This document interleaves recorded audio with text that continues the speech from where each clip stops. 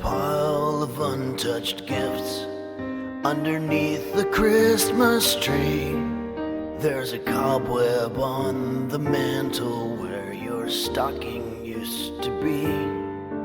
As I sit here broken-hearted, weeping neath the mistletoe, holding in my hand a ring that's made of 14-karat gold.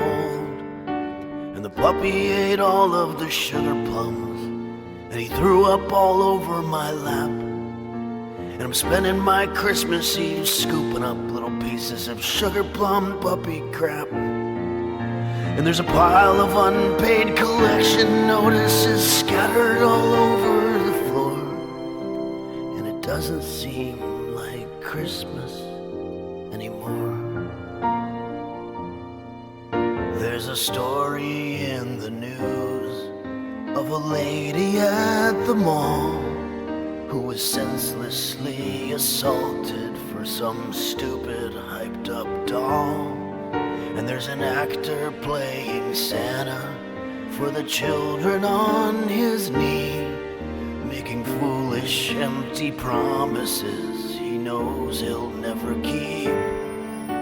But he has a flask full of whiskey that he keeps in his merry old sack, and he takes a little swig each time the manager turns his back, because Santa's nothing but an overweight, underpaid would-be thespian whore. And it doesn't seem like Christmas anymore. Ho, ho, ho, ho, Merry Christmas to all, and to all a good night, and to all go to hell. From the blood-curdling sound of the tired old songs to the ring-ring-a-ling of the cash register bell, tell him Santa won't be coming to town because he's turned into an emotional wreck. For the ungrateful little bastards that sit on his lap, to the blood-sucking barons that sign all his checks, Christmas is nothing but a big pile of corporate dog shit tied up in a ribbon and wrapped up in Yuletide decor. It doesn't seem like Christmas anymore.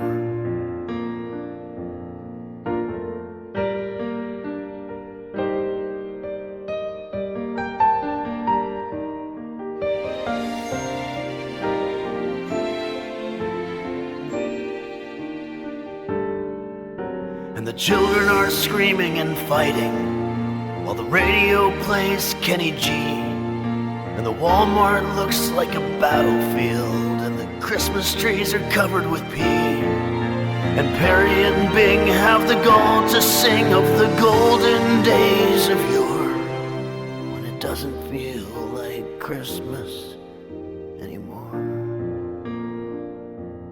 No, it doesn't feel like Christmas anymore.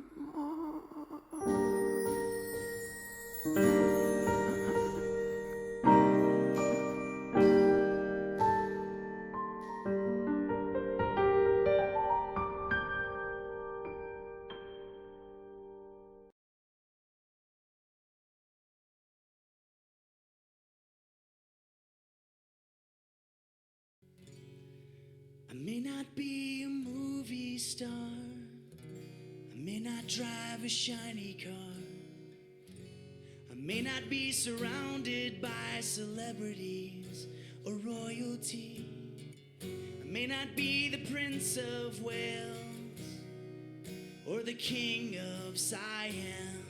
In fact, I don't remember just exactly who I am, 'cause I got hit in the head by a brick and I can't remember one damn thing. Hit in the head by a brick and I don't remember a damn thing. I might have been some principal, white-collar criminal. I might have been the guy who leaked the Lewinsky story to the Evening News, or sold military secrets to China, or even armed Iraq, or take pictures of Lady Di. But don't expect me to testify, 'cause I got hit in the head by a brick and I don't remember one damn thing. Hit in the head by a brick and I don't remember a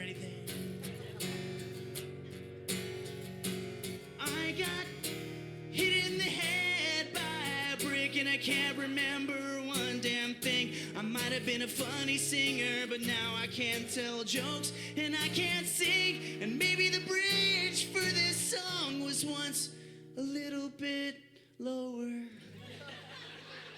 Maybe just a little bit funny. Maybe just a bit more clever. But don't expect me to remember.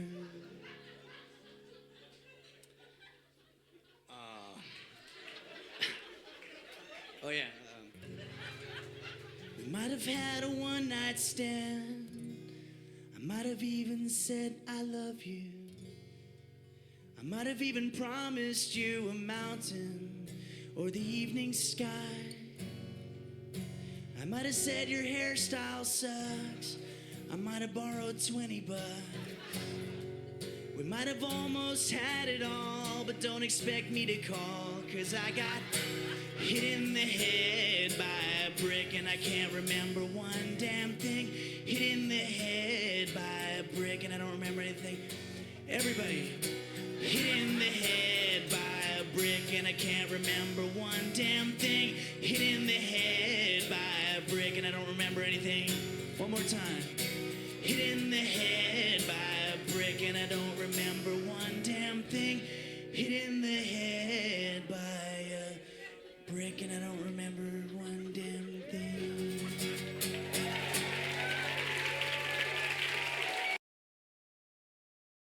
Testing the mic, check 1, 2. Computer, volume 10. Check. Help. Help. Help. Woo. Computer, what time is it? It's 11 a.m. Oh, fuck. Woo. Check 1, 2. Checking the mic. Checking the mic. Help. Help. Help. Okay. You can do this. You've done it so many times before. This is just one more time. One day it'll all be over.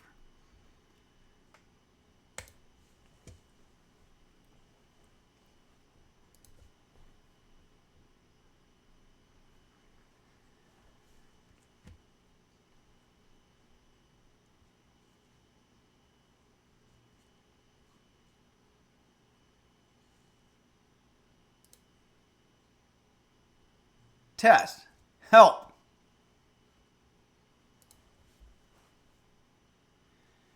Hello, everybody, and welcome to Henry's Kitchen, where today we're going to be teaching you how to make Huevos Rotos. Computer, what does Huevos Rotos translate to in English? I don't know that one. Yeah, no. Knowing other languages is impossible in 2025 for a computer that's connected to literally the entire wealth of knowledge, of human knowledge. I'm not quite sure how to help you with that. You can't. Sorry, everybody. I'm sorry you had to see that. The computer is bothering me a lot by not answering basic questions. But Huevos Rotos means broken eggs. I'm sure a lot of times you've been to a diner and this is sort of like that. Brett Bain says, Henry's lip-smacking reminder that one day it will all be over. Yes, that's the one good thing that we can all just remember. One day, all of the pain, all of the hurt, it will all pass. This too shall pass. I'm afraid to ask, but computer, what is the expression, this too shall pass, from? I think it's Shakespeare. From scribe.com. This too shall pass is a well-known Persian adage meaning that all conditions in life, whether positive or negative, are temporary. The phrase originated in writings by medieval Persian Sufi poets and is associated with a fable about a king who is humbled by the simple words. Wow, dropping knowledge. The Gym Dodger says kidney stones. Yeah, I think that's a better explanation. Boy, I couldn't have been more wrong about Shakespeare. I don't know why I thought that. Beanie Bobini is our internet intern, says, hey, that's my photo. Yes, thank you so much, Beanie Bo Beanie, for fulfilling your intern duties dutifully and giving us a nice background pic to start the show with. Evil Ian 02 says, it's Henny Philly time. Sure. Pugs Are Cute says, it was my birthday yesterday and I got your cookbook, so I got the joy of making your vegan-free gluten pizza. That's wonderful. Remember, there was some confusion. It's gluten. It contains gluten, so it's a gluten pizza with gluten in it, and it's vegan-free, so that means it's not vegan.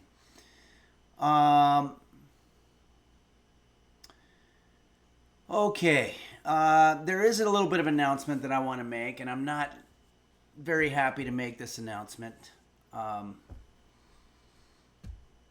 I've rehearsed in my head how I'm going to say this, how I'm going to announce it, and there's no way to say this easily.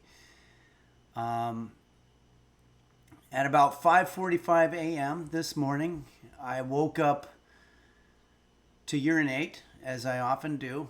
Not necessarily often do it at that time, but I did have to urinate, and that's what got me up. And after doing so, I was thirsty, so I walked into the kitchen, and I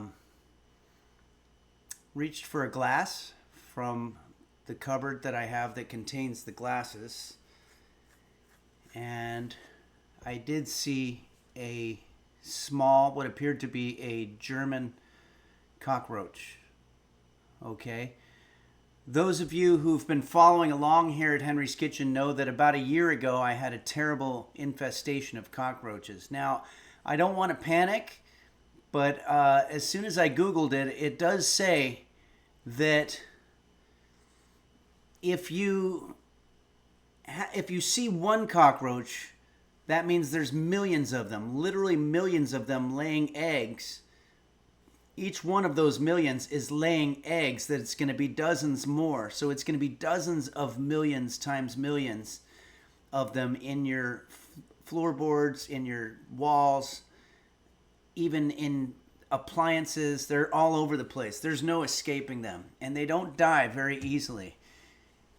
Somebody discovered once that if you throw boiling water on them, they die. It's the most humane way to kill them.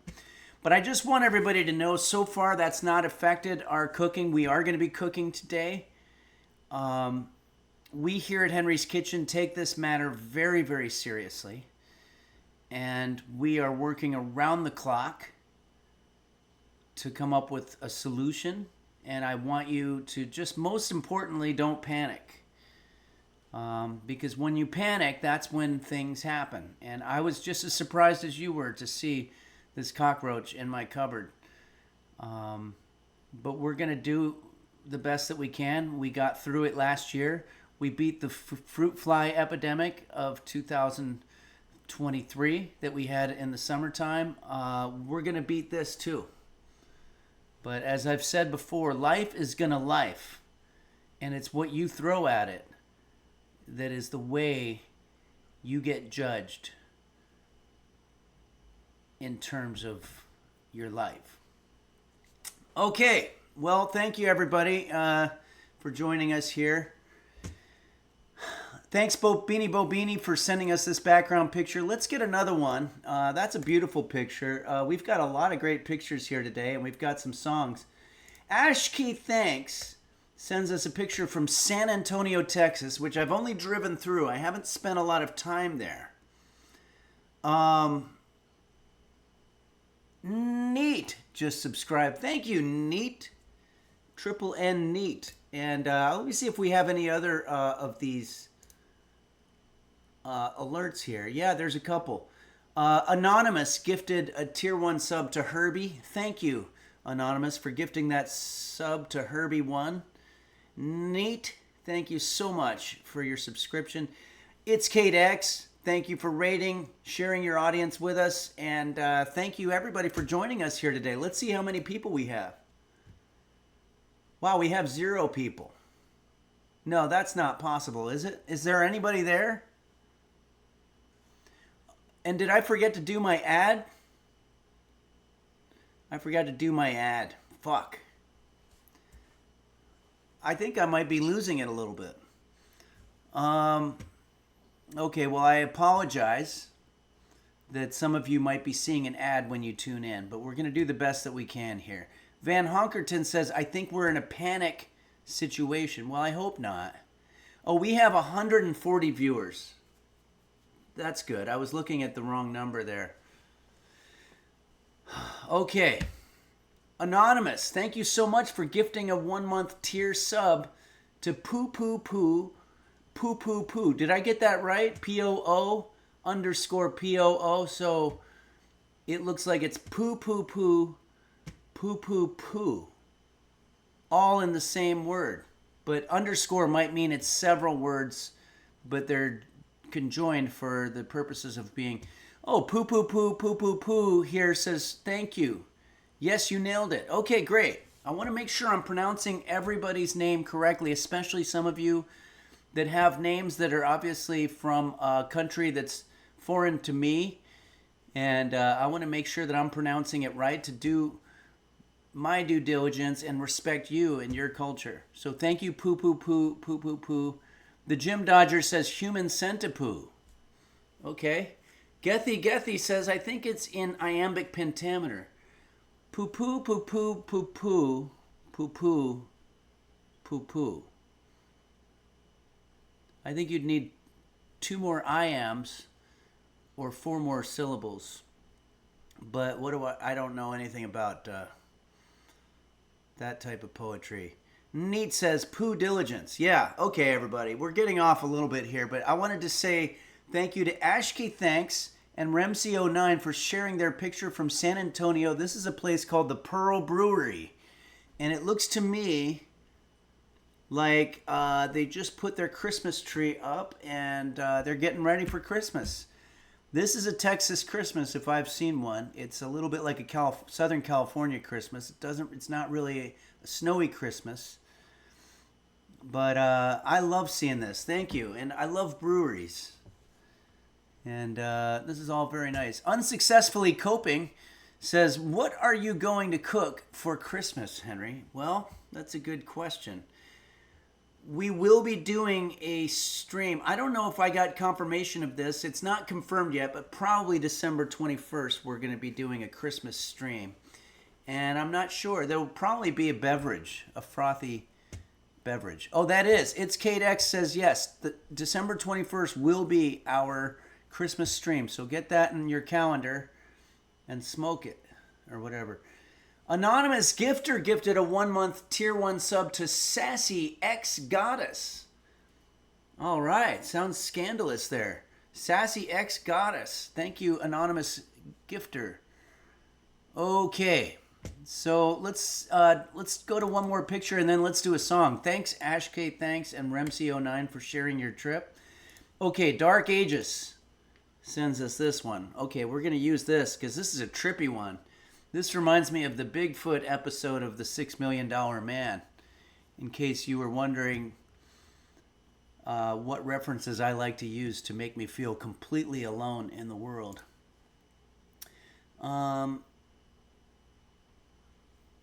Maybe we can watch that. Should we try to watch that? I want to do that just for fun.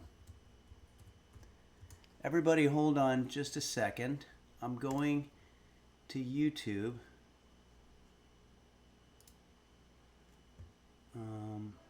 Health for California offers affordable health insurance. Okay, so let's do...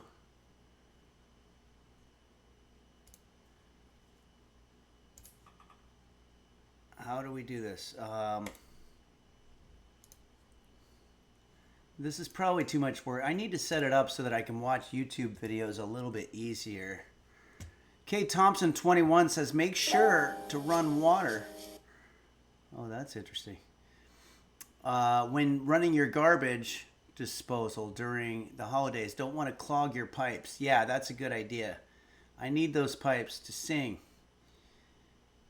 All right, so I'm going to put in Bigfoot.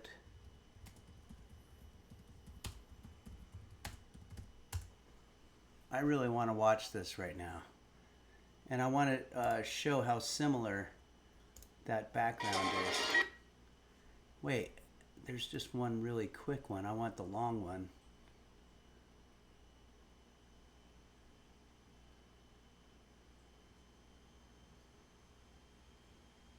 There's Hulk versus Bigfoot.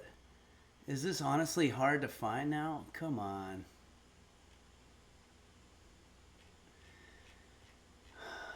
This shouldn't be hard. I have a 7-second version. There's a bunch of shorts. Bigfoot director's cut. Okay. Maybe we can try that. All right, hold on. We're going to do this. Go to my variety. I'm sure. I know we just got an alert. We're going to get there. But we're just going to watch this.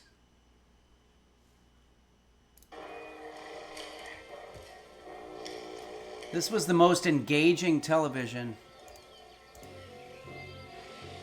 of my era. I'm going to scroll forward. I want to get to the part.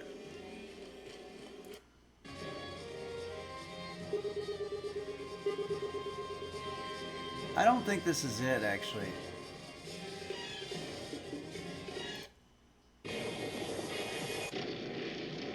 No, that's not the part I'm looking for. If anybody out there knows what I'm talking about, please send me the link. That was a big waste. Sorry, everybody. Maybe I'm thinking of one where they were inside some kind of a snow tunnel or something like that. But anyway, I feel like I've wasted your time, so I'm going to just stop for a second. Parasitosis says, JFC, they really had to reach to make TV shows, huh? Yeah, they really did. Beanie Bo Beanie says, hey, I had teachers use portable projectors and VHS players on carts too, okay? Yeah, that's pretty much what they were doing. All right, everybody, we're going to do a song.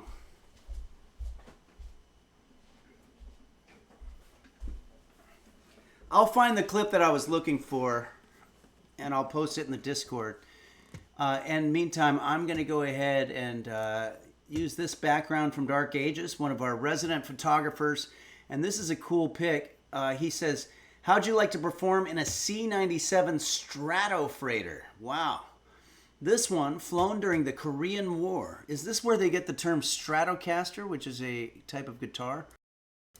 Probably not at all. It's in rough shape, parked in the yard in front of a kitschy motel in Wisconsin. Very cool. Is this near, what part of Wisconsin? I love Wisconsin. The fuselage is signed by Farrah Fawcett. Wow. Farrah Fawcett, that gives me some memories. That's kind of in the vein of the whole $6 Million Man type thing.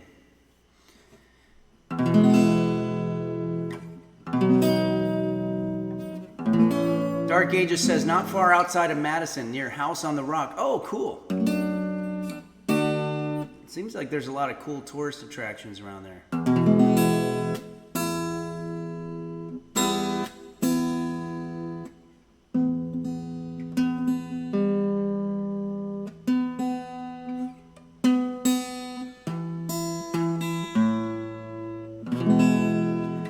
Having issues lately with the tuning, but it's not like I couldn't have done that before.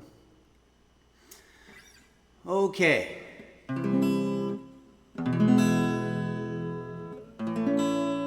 Cool Beans 1889 says, hey Henry, it's Cool Beans. Hey Cool Beans. It says, how has your week been and are you excited for Christmas? I am getting excited, yeah. We've got several weeks before it, but I'm still getting excited. It's going to be fun. Okay. Let's go ahead and do this song. It's a beautiful song by Chris Christopherson, the late and the great. He was such a wonderful human being and also great singer-songwriter, very charismatic, and he was just one of those classic type of dudes. And he's not with us anymore. He was never with us here at Henry's Kitchen, but he's not even with anybody right now because he's passed on. He was taken from us, I think, about a year ago. Computer, when did Chris Christopherson die? Chris Christopherson died on September 28, 2024 at the age of 88 years.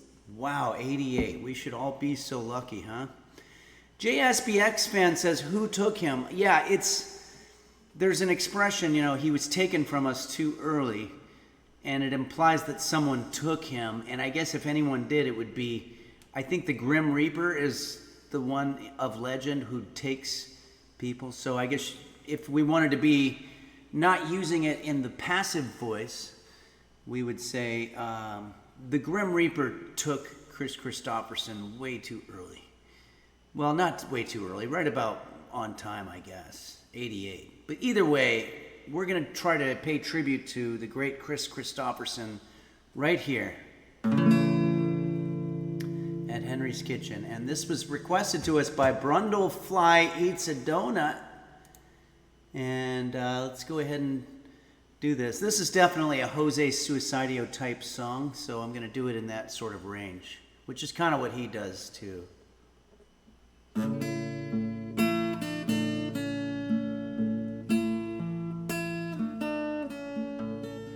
Well, I woke up Sunday morning with no way to hold my head that didn't hurt.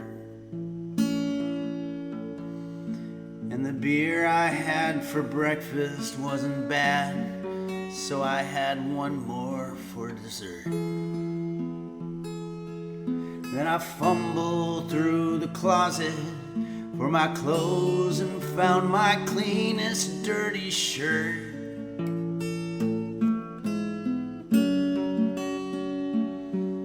And I shaved my face and combed my hair and stumbled down the stairs to meet the day. To meet the day. Well, I'd smoked my brain the night before on cigarettes and songs that I've been picking.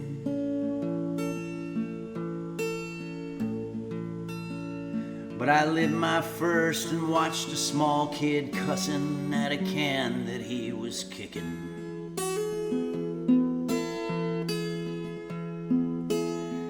Then I crossed the empty street and caught the Sunday smell of someone frying chicken.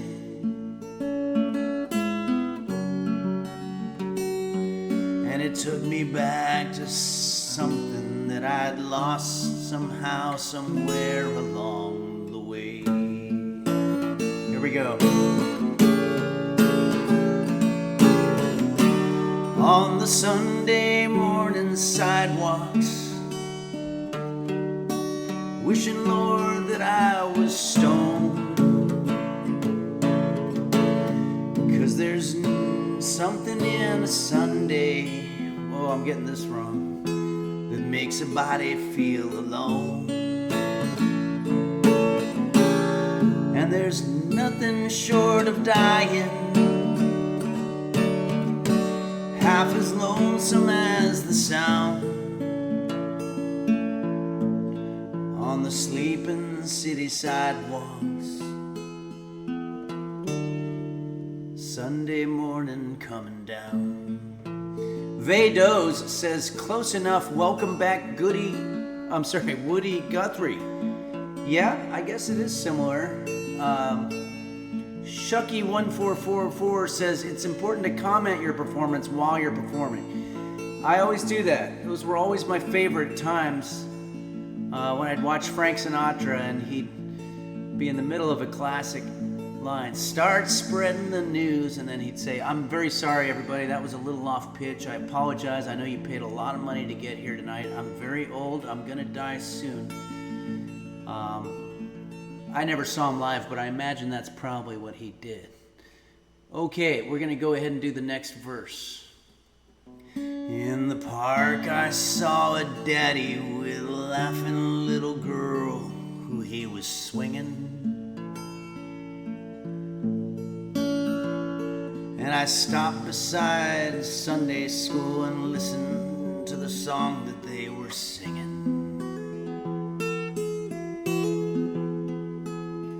Then I headed back for home And somewhere far away a lonely bell was ringing. Oh, Dark Ages just found a photo of the episode.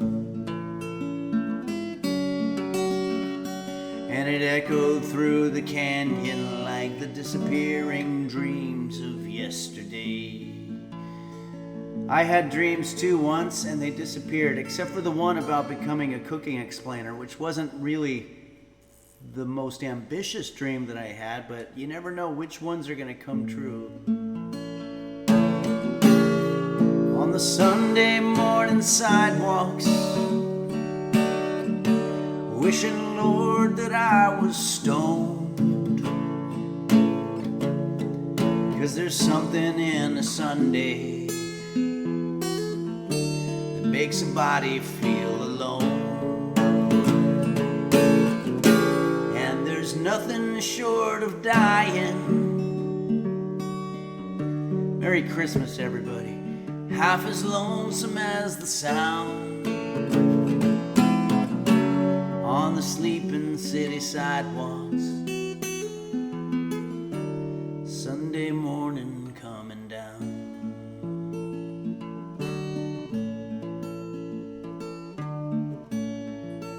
Purple Donut Filling His Fruit says, I clicked on the link, put in my credit card info, and still can't see the picture. Can you help? You might have the wrong link there. Be careful about your credit card. That's real, not real money, but it sort of represents money that someone can still steal from you, I guess. I don't know how that works, but... Thanks, Gabe Evolved. Merry Christmas right back to you. And it is pretty early. We're 3 weeks away, but it's okay to push it a little bit. Okay. Is that my cat? We're going to check in on my cat roast beef here.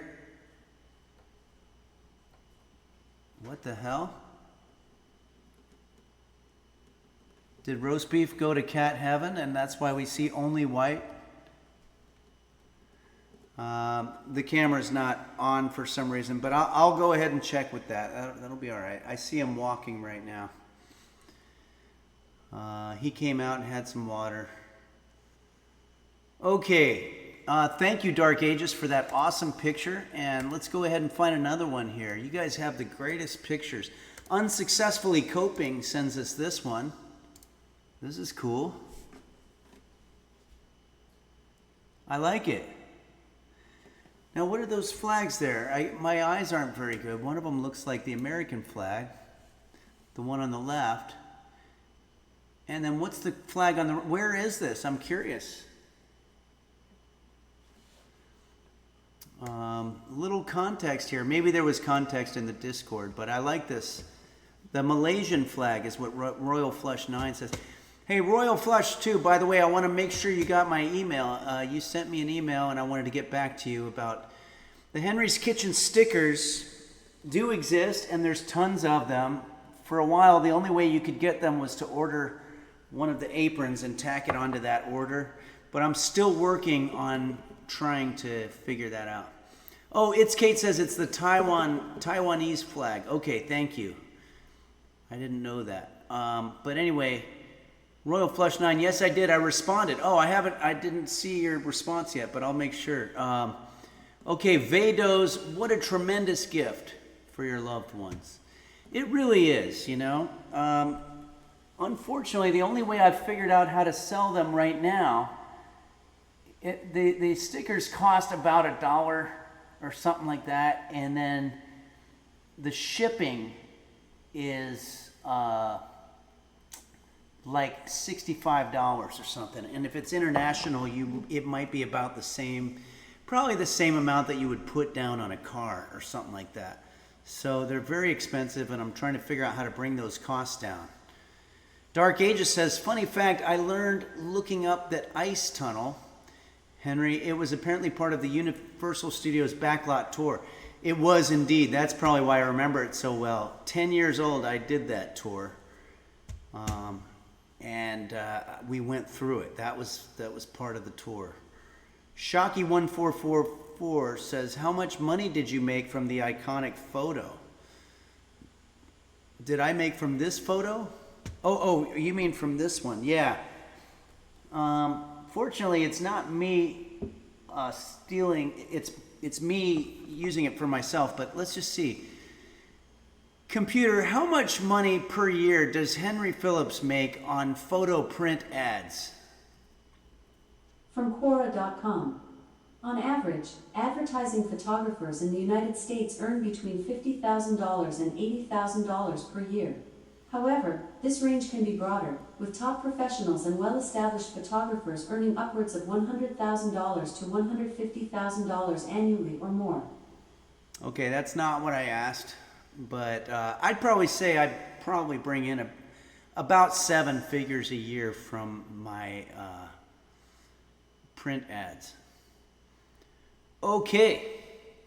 Parasitosis says, wrong answer, you fucking clanker. Yeah, I agree. I'm trying to keep my my rage down a little bit when I'm on camera, but if you could see when I'm off camera some of the things that I say to my technology, it would probably bring a blush to the proverbial maiden cheek, as Shakespeare would have said, or a tear to the virgin eye. Vados says, wow, such generational wealth. I'll bet Henry is Costco Gold Star member. Interestingly, no. I do my shopping at Smart and Final.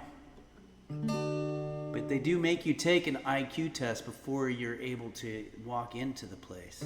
But I cheated on mine. They're not very rigid about it. We've got a couple of alerts here. Hey, it looks like Caulk Inspector cheered 100 bits. Thank you very much, Caulk Inspector. And Danny Wonders also subscribed for 16 months. Amazing. Thank you, Danny Wonders. And Hammy X Hams says, I thought it'd be a nice song for the holidays. Oh, you're talking about the one we just did. Was that you? Your Brundlefly Eats a Donut? It was a nice song for the holidays. Thank you very much for requesting it. Okay, we've got another song. This one's a classic. This one's going to really get us in the Christmas spirit. It was requested by It's Kate. We just need the right background for it. Parasitosis sends us this one. I don't know that this is the correct vibe because we want something a little more Christmassy. These are red, white, and blue colors. We want more red and green, which would be the Christmassy. Okay, so let's go ahead and find something else for the love of God. Gumme Candy. Here we go. Gumme Candy sends us this winter wonderland from presumably the upper eastern portion of the continental United States. And we're going to go ahead and do this beautiful song. This song, the history behind it is incredible. I don't remember it, but you can look it up.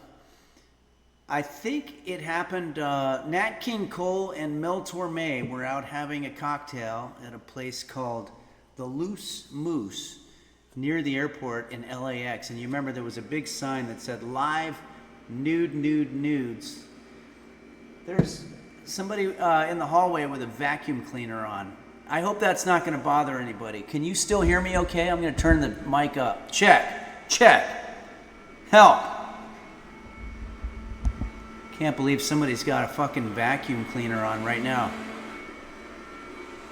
Okay, Jim Dodger says I'm good.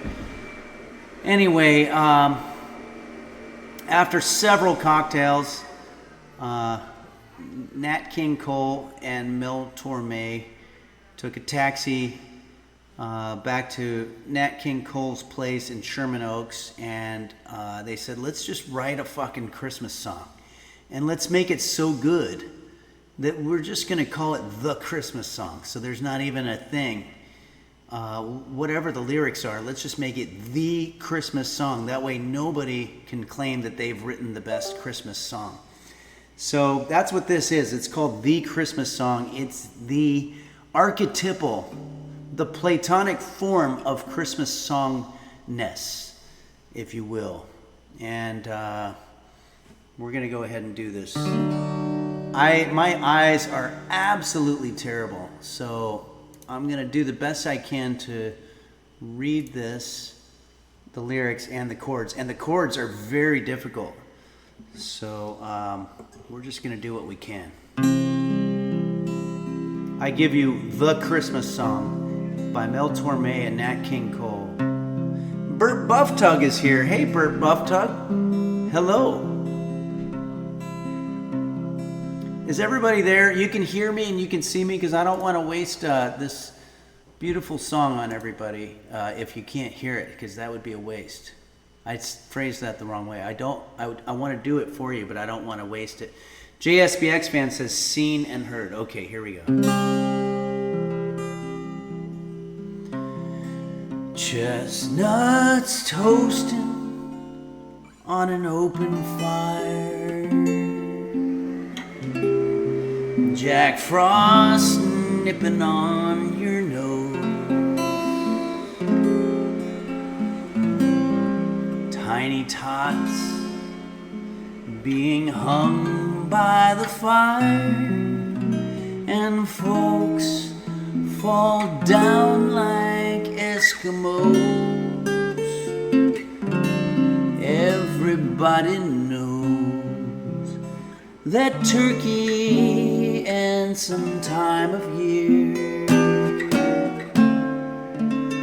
make the seasons bright and gay. Tiny tots with their eyes all aflame will make it hard to sleep at night. They know that Santa,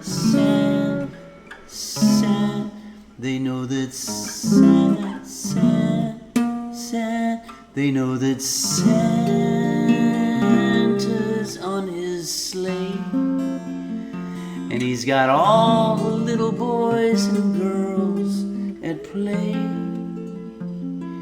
And every mother's child is gonna see if reindeers really knows what to do. And so I'm offering this one-time phrase. Kids from 1 to 93,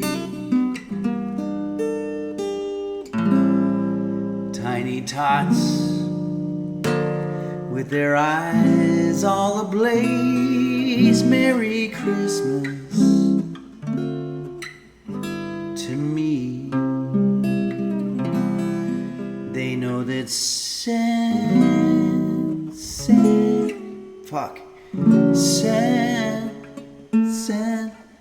they know that oh my God, Santa's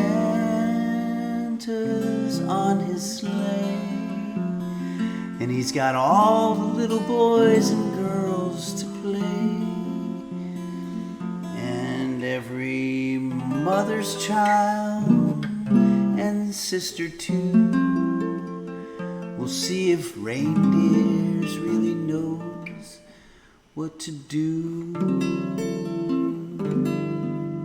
And so I'm offering this one-time deal. Kids from 1 to 93,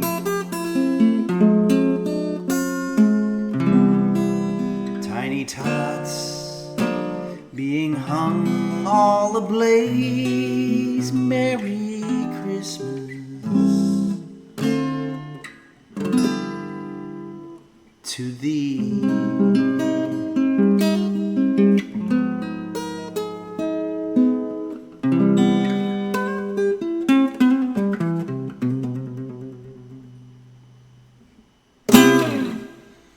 The great Mel Torme and Nat King Cole. Nat King Cole had a beautiful voice, so did Mel Torme, but I think I did pretty well right here at Henry's Kitchen. And Hammy X Ham says, dang, Henry's got some chops. Thank you. I worked on the singing for that for many, many minutes before the stream.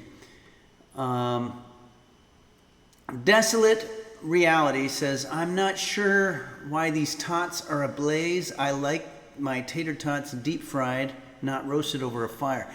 Yeah, it's rock and roll, The lyrics don't have to make sense. They just have to groove, Fondue Yourself says you could play that in a cafe and have half the people cracking up.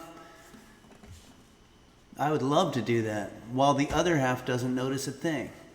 Yeah, it's a tough gig being at a cafe and playing background music. It's really difficult to get people to pay attention. And if they're not paying attention, sometimes you have to say something that's going to catch their ears. Vado says, Henry, why did they put an age cap for 93-year-olds? Were they ageist? Yeah, it rhymed. That's the short answer. They could have gone 103, and then they'd be reasonably sure to get those people that are a little bit older. 103 wouldn't have had the syllabic properties that 93 does to fit the meter. So it'd be like, kids from 1 to 103. There's way too many little syllables that you'd have to put in there. You could do the Alanis Morissette thing and say, kids from 1 to 103. But I think that the idea was that at that time, I know that 93 is the new 40 or whatever, but at that time, a lot of people didn't live past 93. And if you were still alive at 93, let's just say you weren't going to be offended that Mel Torme and Nat King Cole didn't put you in their song because you were probably a drooling vegetable. Shandis says, I met a 95-year-old lady this morning. Yeah, they need to update the song, though. Maybe 99, because that still has that meter. Okay, everybody. Beanie Bobini says, the oldest person I ever met was 106. Damn, that's old. Well, I don't know about you guys, but I'm getting hungry. Let's go through the last couple of pictures here, and let's start working on our food. Rotos Huevos. Computer, what are Rotos Huevos?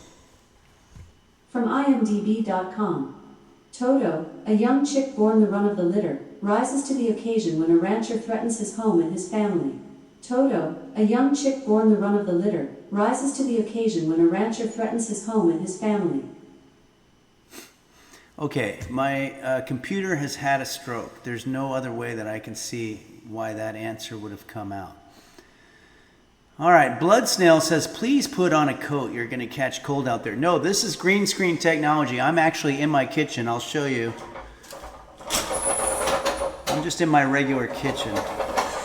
But we're just scrolling through green screens. Let's see what else we've gotten in terms of backgrounds from people. We got some really nice ones. Thanks, Gumme Cande, for that. Brundlefly Eats a Donut, who also requested the Chris Christopherson song. Wow, at first I thought it was just a trash bag, a Taco Bell piece of litter, but look, there's a whole other kind of litter inside of that trash bag. It's a little kitten. That's really, really sweet. That's beautiful. Speaking of which, I'm going to try to fix the camera so that I can get roast beef on cam here.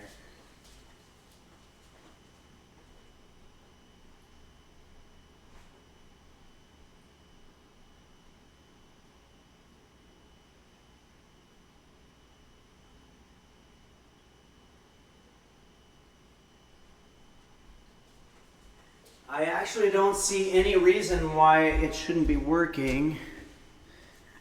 I'm long overdue for a session with Quanto. Why would this not be working? Like, what the fuck?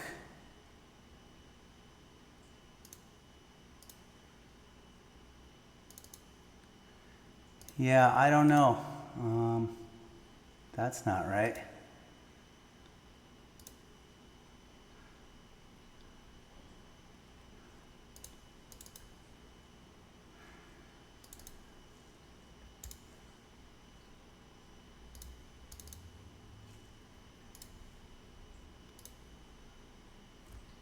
That's not it. Okay, guys, I'm really not sure how to get roast beef back on here. This looks like some kind of doctored footage. It doesn't look like real footage from roast beef. Fondue yourself, this will do in the meantime, yeah. Oh, he's getting up. I think this is when he found a bunch of treasures in his litter and brought them back. Anyway, that's fun stuff. I don't know what in the hell happened here.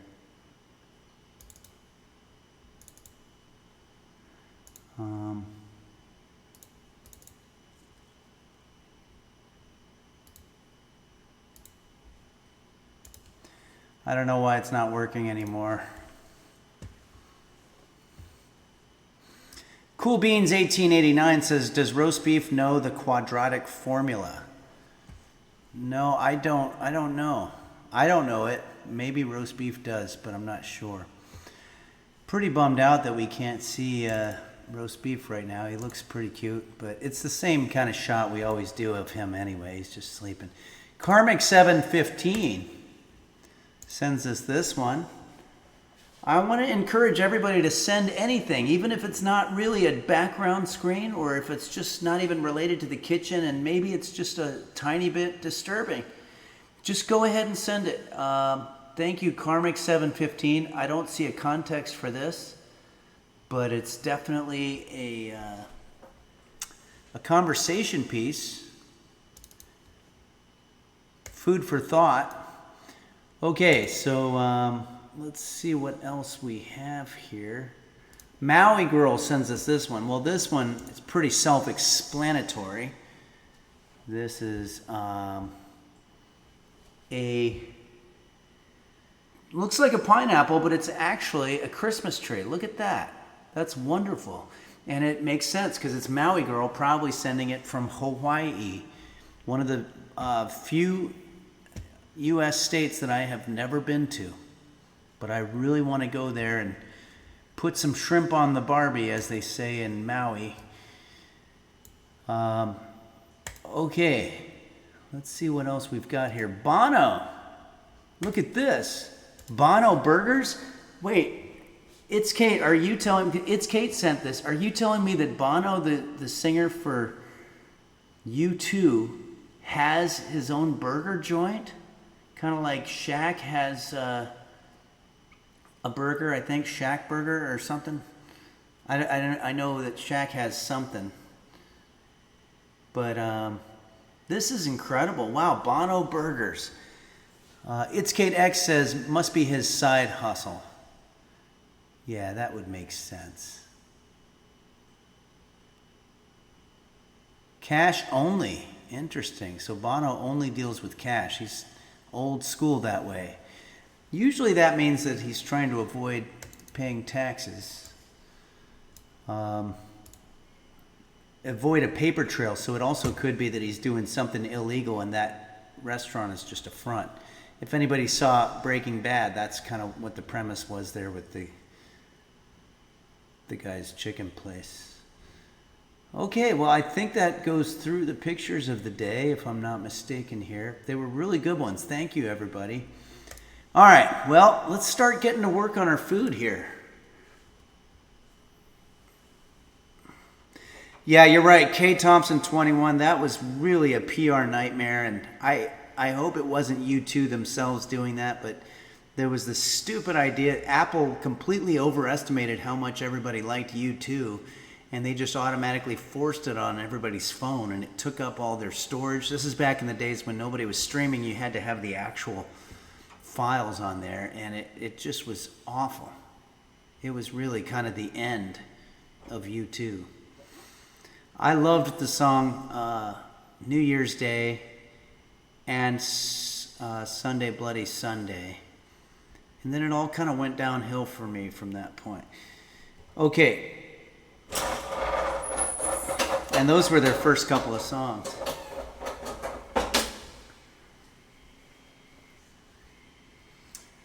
Alrighty. Well, I think I'm going to pour a little coffee here Also, I'm starving, so I'm going to have some peanut butter filled pretzel nuggets from Trader Joe's. I suggest if you have some type of snack, you probably should get into it now, because this is going to take a little while.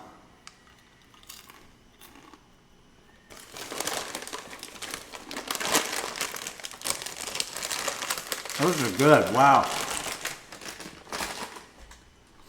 Now, I'm very tempted to just skip cooking today and just eat that whole bag.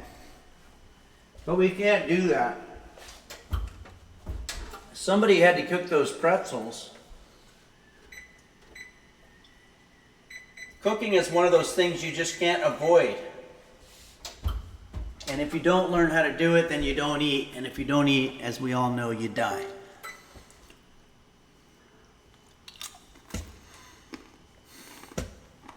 Van Honkerton said, I saw some bison grazing near a river yesterday. Well, bison, yeah, that's one of the native animals, I believe, of the North Americas. You saw bison by the river.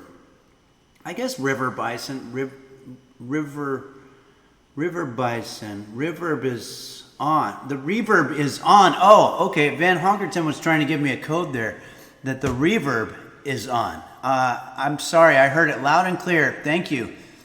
Let me take that off. Thanks for that coded message there. There we go. The reverb is off. That was a close one.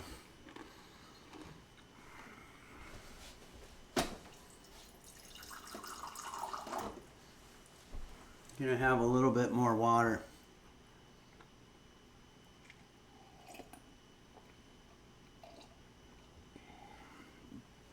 All right, I'm gonna have some coffee too. You got to get prepped. Oh, we've got some alerts coming down the pike. Let me go ahead and read them off because I don't want to look a gift horse in the mouth or whatever that weird expression is. Computer, what does it mean to look a gift horse in the mouth? Here's something I found on the web. According to everything2.com, looking a gift horse in the mouth means to examine the horse, or any gift, for its worth, often right in front of the giver. Okay, so I guess giving horses was probably the big Christmas gift of the time. And if you looked at it and went, is this thing any good? It's kind of a shitty thing to do. There were a lot of etiquette things involved with gift giving back then. Now nobody cares. You Fear Jazz has gifted a sub to Van Honkerton. Thank you, You Fear Jazz. That's such an interesting username that you have there. And thanks for your 22-month subscription. That's very awesome. Thank you so much, You Fear Jazz. And Danger Room says, is it pronounced gift or gift? I think gift. Computer, is it pronounced gift or gift? From thesaurus.net. The spelling of the word pears follows the rule of English phonetics. The word is pronounced as /pz/ or pears. The IPA phonetic transcription of the word indicates that it ha. Okay, I heard IPA in there somewhere. So they've got my vote. Okay, so let's take a look at this website here. This is called smallpants.com. And maybe I figure that's probably a weight loss type site. So you're wearing your small pants. Huevos Rotos. Huevos Rotos. That's fun to say. Spanish potatoes with broken eggs. Take these broken eggs. That's a song that I grew up with. Huevos Rotos gets a cute upgrade as a 1-skillet breakfast hash. Homemade chorizo flavored. We're not using chorizo because this is going to be a vegetarian dish. Salt blend adds extra Oompa Loompas to the well-browned potatoes and keeps this meal vegetarian.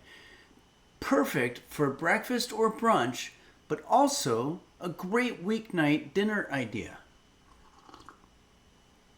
Written by Julia at Small Pants. Okay, Shocky1444 says this sounds like the introduction to a band. It really does. Okay, so there's a little bit of history here. Huevos Rotos literally translates to broken eggs, is a classic Spanish dish of fried potatoes topped with runny tired eggs. Or fried eggs, sorry, tired eggs. Often with chorizo or cured ham. My vegetarian take on this classic, which is really funny when somebody says, this is my vegetarian take, all they're doing is just not including the sausage. It's not, you're just omitting an ingredient. You're not coming up with an awesome take on it. But whatever. The runny yolks break and coat the spiced potatoes in a decadent and addictively saucy way. Try this one skillet Huevos Rotos recipe next time you need a quick but satisfying afternoon delight. Unsuccessfully coping says that sounds sexual. Yeah, a lot of that stuff does. Okay. While I do love the smoky, savory chorizo, I've been tinkering with how to make it meat-free for obvious reasons. Yeah, just don't put the chorizo. We got it. They're putting like several paragraphs in here to talk about how they made it vegetarian by just omitting one of the ingredients. All right, so let's go ahead and get into this here. Let's take a look at my ingredients that I've got. That's not it, of course. Hold on a second.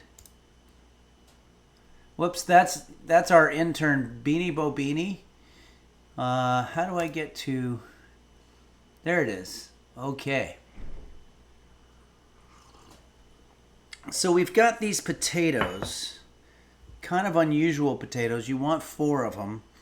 We've got our eggs, along with some garlic bulbs, and our avocado oil. And I'm going to go ahead and use the Meat Dave for this. This is my friend Dave Williamson, who runs the barbecue smoker out at El Segundo's Old Town Patio. If you ever get a chance, go there and have yourself some brisket or some chicken. They even have vegetarian options. It's incredible. But Meat Dave is the seasoning that I'm going to use for this. And Meat Dave doesn't pay me, but when I see something good, I want to tell people to go because it's pretty great. And it's a great little part of town. I've got some black peppercorns as well as some salt. Now, I do have... You know what? I'm going to take these out because Game Master Flash gave me these absolutely adorable salt and pepper. It's Salt and Peppa from the band Salt and Peppa, and it's their salt and pepper shakers. So hopefully they're getting paid for this the way I'm getting paid for my face on the cumin. Okay, so that's it. And oh yeah, and so we've got some cumin, and we've got some, this is called stoked pampika, and we're going to be using that. Dark Ages says Salt and Peppa are in the public domain because they named themselves after condiments. Yeah, that's true. That was apparently a terrible business mistake. They didn't receive any of the royalties for any of their music because they named themselves something that everybody, it's fair use for everybody. So what they did was all the royalties that were generated from Salt and Peppa's music was distributed evenly among the American public. And I thought that was kind of a nice thing. Purple Donut Filling His Fruit says, is Salt and Peppa a condiment or a seasoning? That I don't know. I think it's an herb. Okay. We're going to combine all of the ingredients. Okay, we need to pre-cook the potatoes. So let's go ahead and start with that. All right. These potatoes should be room temperature. We're going to need some type of a potato slicer, I've got this.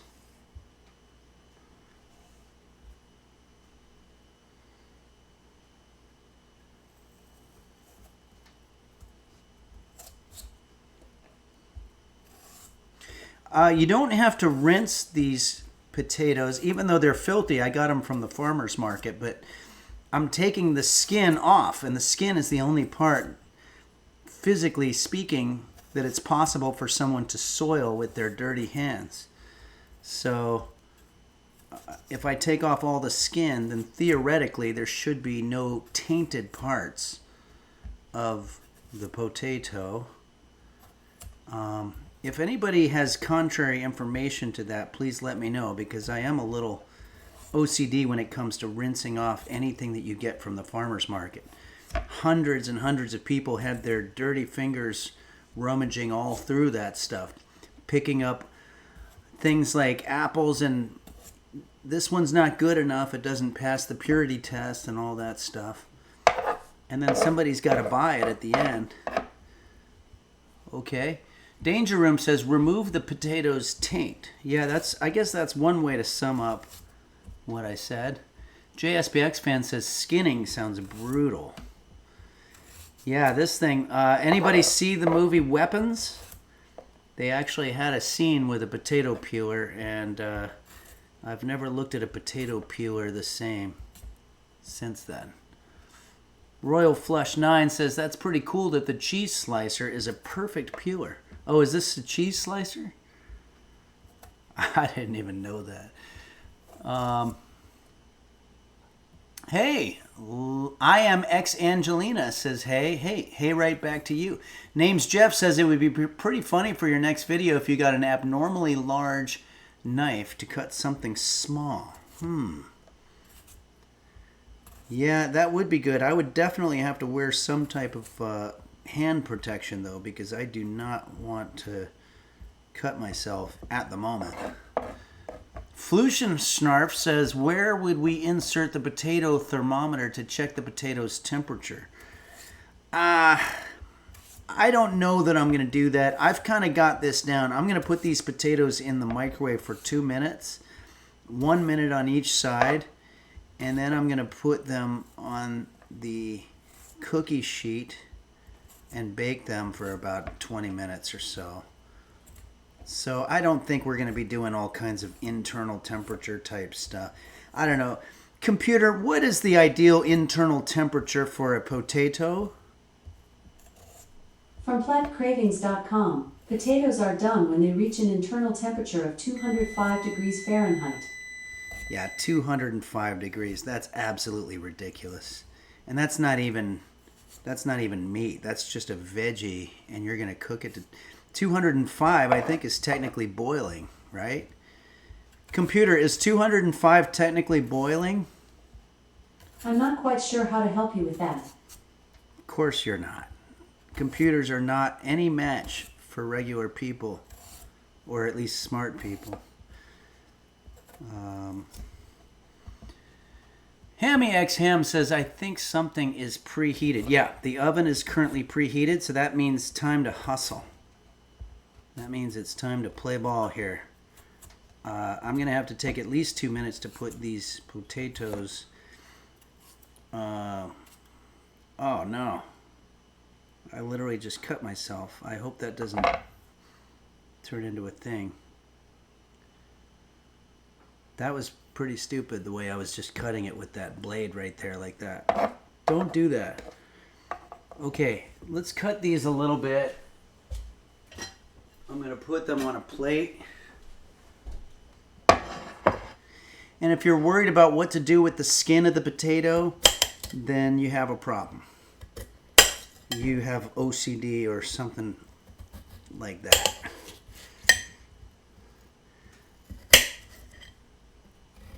Ugh. This is not going easy so far. Cutting through potatoes is more difficult than I would have thought. All right, and then you want to poke holes in each of these, otherwise they're going to explode. Potatoes are notorious for making really weird sounds when you put them in the microwave, like they're going to blow up or something. Computer, why does it always sound like a potato is going to blow up in the microwave?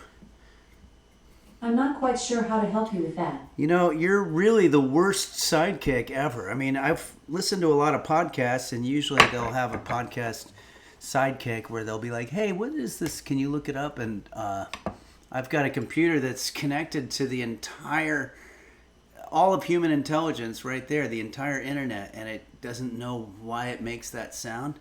Dark Ages knows. It says steam gets stuck in the skin. It's why you poke them, apparently, because they can explode if you don't. Okay, thank you for that.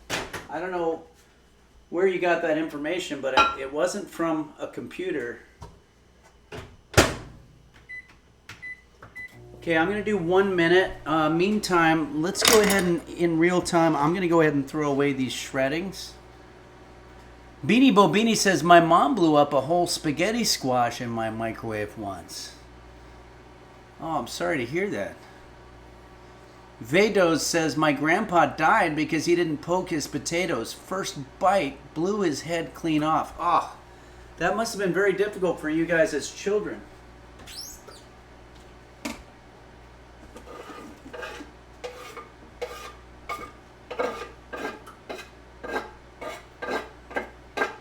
Okay, once you've disposed of your potato skins, next we're going to, I'm going to need some type of protective glove for this. Oh.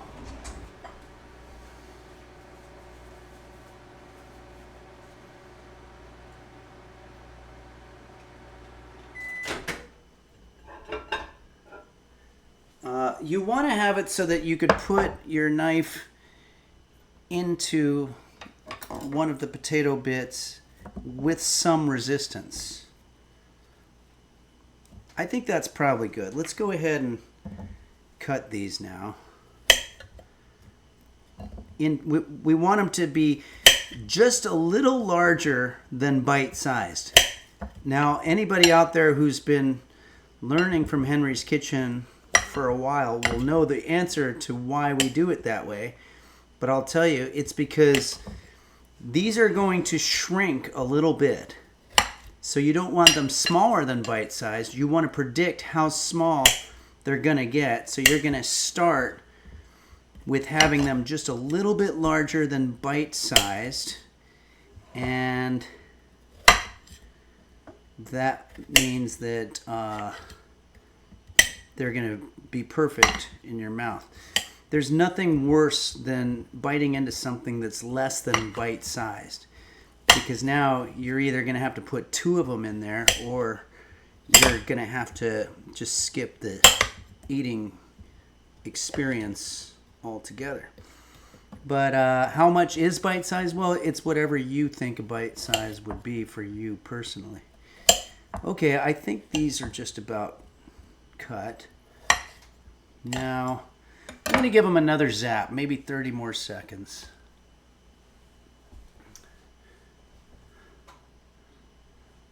Royal Flush 9 says, could you put this kills the fascists on the potato to add resistance?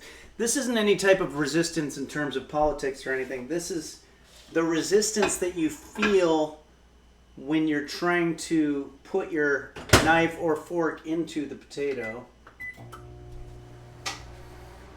I Am Angelina says, I threw a hot potato at my cousin once and it exploded and he lost his front teeth. That must have been embarrassing for both of you. And you probably owed him an apology, but I don't know what he did to you to make you throw a hot potato at him, so I don't want to judge. Shocky1444 says, you don't eat potatoes like an apple. No, we don't do that here, but apparently the French do. Okay. Okay, these are done. Now what we're going to do is we're going to grab some type of a work bowl,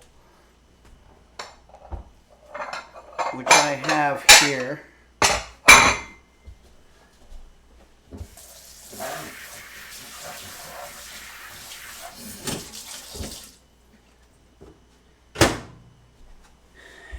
And we're going to take our potatoes and we're going to put them in the work bowl.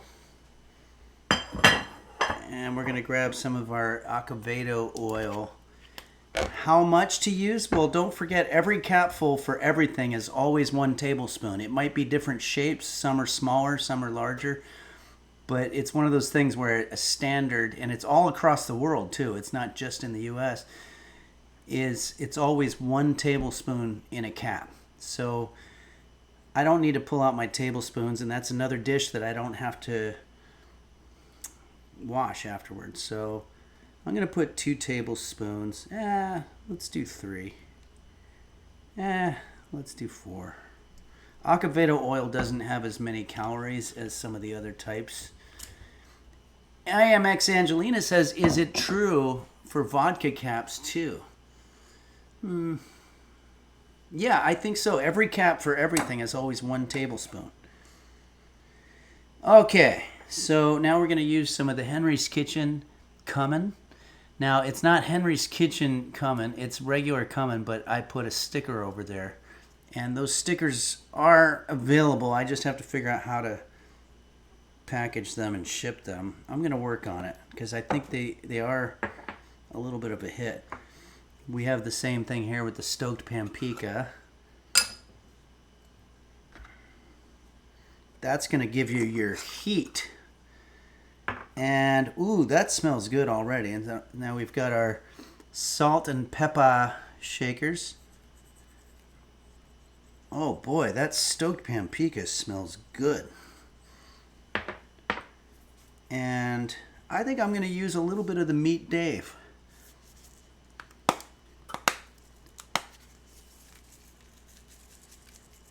Okay. Now, fortunately, these have cooled down just enough to where we can sort of do this.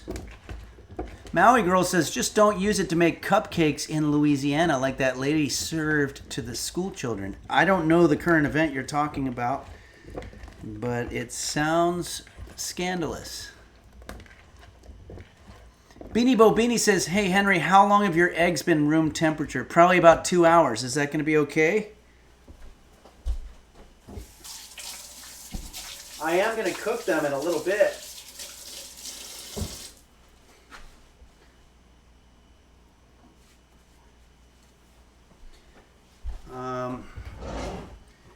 Gonna need some parchment. Computer, what's the difference between parchment paper and wax paper? Here's what I found from whirlpool.com. The main difference between the two is that parchment paper is typically coated in silicone and is heat resistant, while wax paper is typically coated in paraffin wax and is moisture but not heat resistant. If it's not heat resistance, what in the hell would be the point of using it? Blood snail, I like my eggs raw to maintain the healthy microbiome in them. Ooh, I didn't know that they had a microbiome. I am ex Angelina. Crunch the paper, then lay it out. Well, this sort of worked. Oh, I see what you're saying. So it doesn't. That's a good idea. I'm going to keep that in mind. All right. So let's spread our potatoes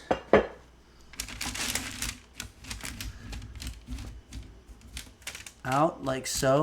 You want to put a little bit of space between every potato.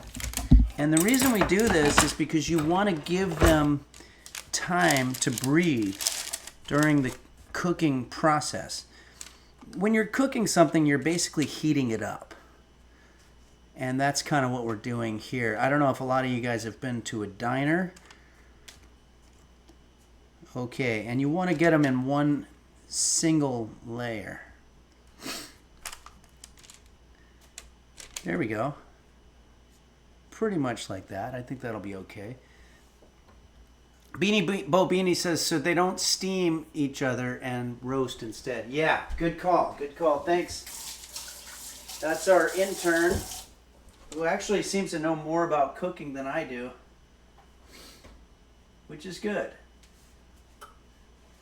It's like a lot of these podcasts where the main guy has somebody that he always asks. where she always asks. Thinking of one in particular. Unsuccessfully coping. Do roaches like potato trimmings? I sure hope not.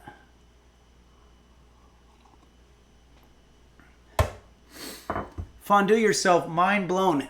Can't you tell how frustrating it is when parchment curls before you can pour stuff on it? Yeah. It's very frustrating, but I've gotten good at it. Okay, computer, let's set timer for 20 minutes.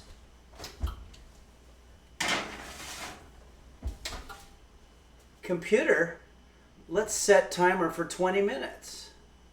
20 minutes, starting now. Okay.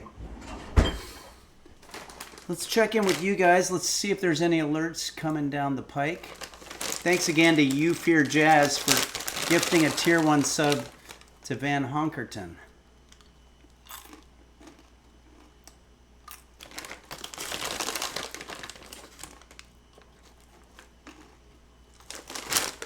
Alright. These are really good.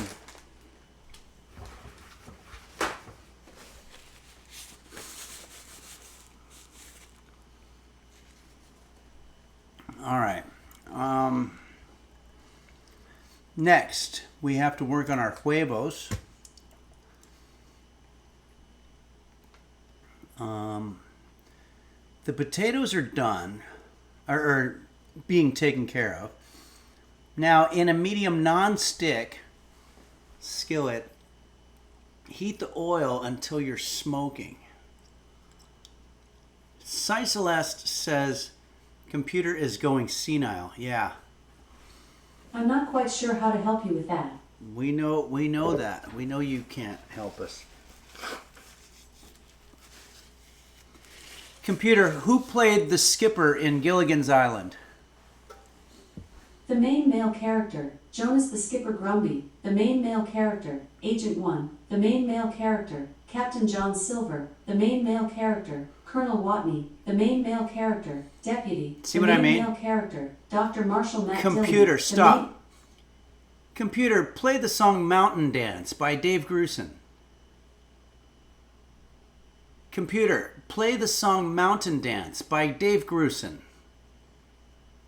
Mountain Dance by Dave Grusin, Mark O'Connor, the Henry Mancini Institute Orchestra, Shelton Berg, Terence Blanchard, Adam Diderich, Abigail Young, Michelle Godbey, Zachary Piper, Karina Gallagher, Ariane Urban, James Reynolds, Michael Newell, Thomas Kotik, Jaya Varma, Rebecca Muslov, Karen Lord Powell, Stefan Zeichner, Patricia Jankova, James Schlender, Connor McCulloch, Spencer Rogalin, Michelle Mlacker. Computer, stop. Just forget it. We can't have good things. All right, so now we're going to deal with our egg situation here. I'm going to make a basic egg batter. Oh, no, that's right. We have to do these as fried eggs. So this is going to be a slightly different technique here. I've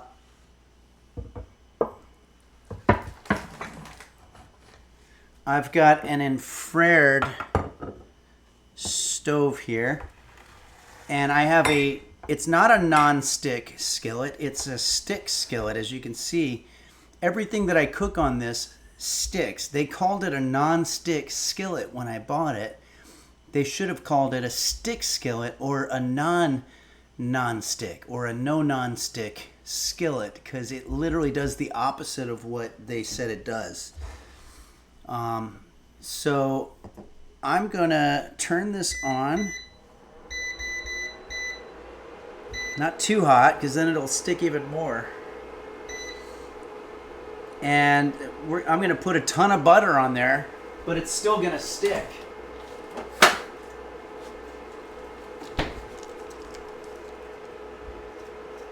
Computer, how much time left on the timer? You have 16 minutes left on your 20-minute timer.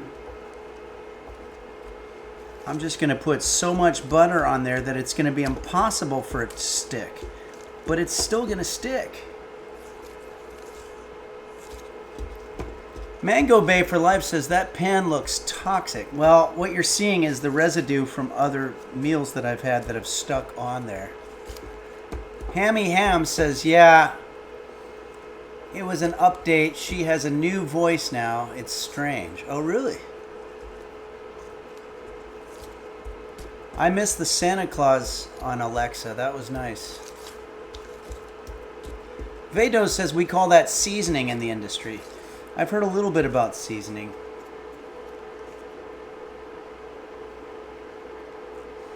Okay.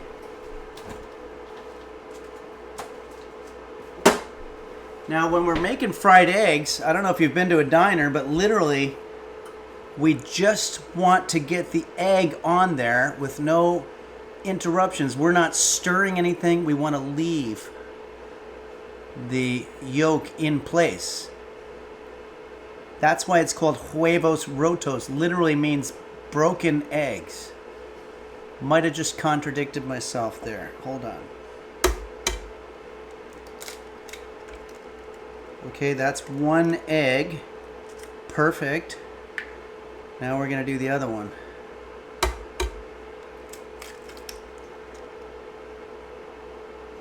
It has a tendency to sort of float to the side, which I don't like, because that's not the area that's as hot. But I can kind of compensate that way. I thought this is the egg white. I thought that was supposed to be white, but it's not for some reason. Maybe it'll get white. Thank you, Shocky1444 says, holy shit, that was amazing. Well, I've been doing this a long time. I don't want any of you out there to feel inferior or intimidated about any of these techniques. When you see me, just know that you're dealing with a guy who's literally been cooking for 14 years. Well, I've been teaching cooking for 14 years. I've been cooking about 7 years. But there's going to be times that you look at it and you say, well, this guy does it so smoothly. I'm just a big idiot. I don't know what the fuck I'm doing. My life sucks. Don't think that way. Just realize I've been doing this a long time, and that's why I'm better than you. There's a great story about Mariah Carey, who was supposed to sing at a benefit, and the mic wasn't working the way she wanted it to or whatever, and she just said she didn't want to go on. And Stevie Wonder, of all people, talked her into going on stage and singing, and the way he did it was by saying, you have a gift from God, and if you don't go out there and share it, that's not just a sin to those people, that's a sin against God. And she went out there and she sang and she blew their fucking minds. Well, I think in a weird way, I'm sort of the Mariah Carey of the kitchen, because if I don't use the gift that I have to teach you how to do the same thing, then in a weird way, that's a sin against God, and I'd be going to hell. Okay. Yeah, Remsy09, you're absolutely right. I am the Mariah Carey of cooking. Gethy says the same was true when Roseanne sang the national anthem. Yeah, but that one didn't work out quite as well. I don't know if Stevie Wonder's the one who talked her into doing that.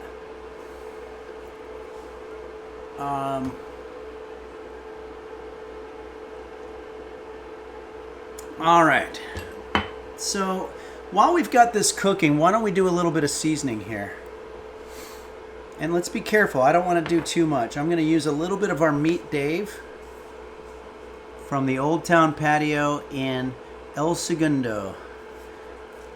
You have to go by there and get some of Dave's smoked meats.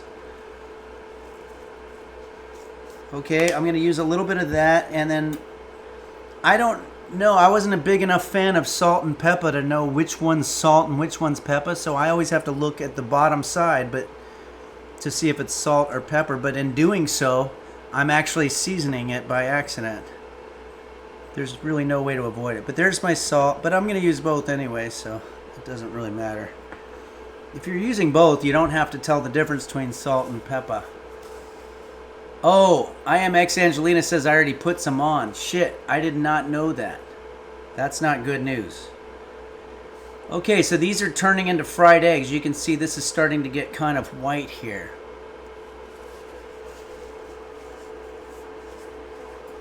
Oh. JSBX fan says it'll get cooked off. Computer, how much time left? You have 10 minutes left on your 20-minute timer. Okay, well, this is probably a good time for us to do the thank you song.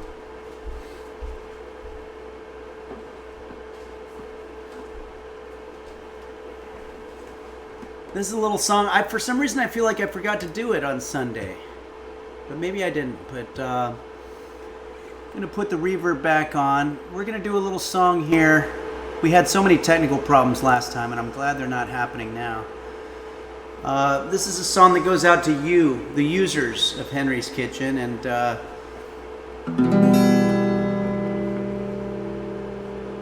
maybe I'll do it to the tune of Jose Suicidio's song, It Doesn't Feel Like Christmas Anymore.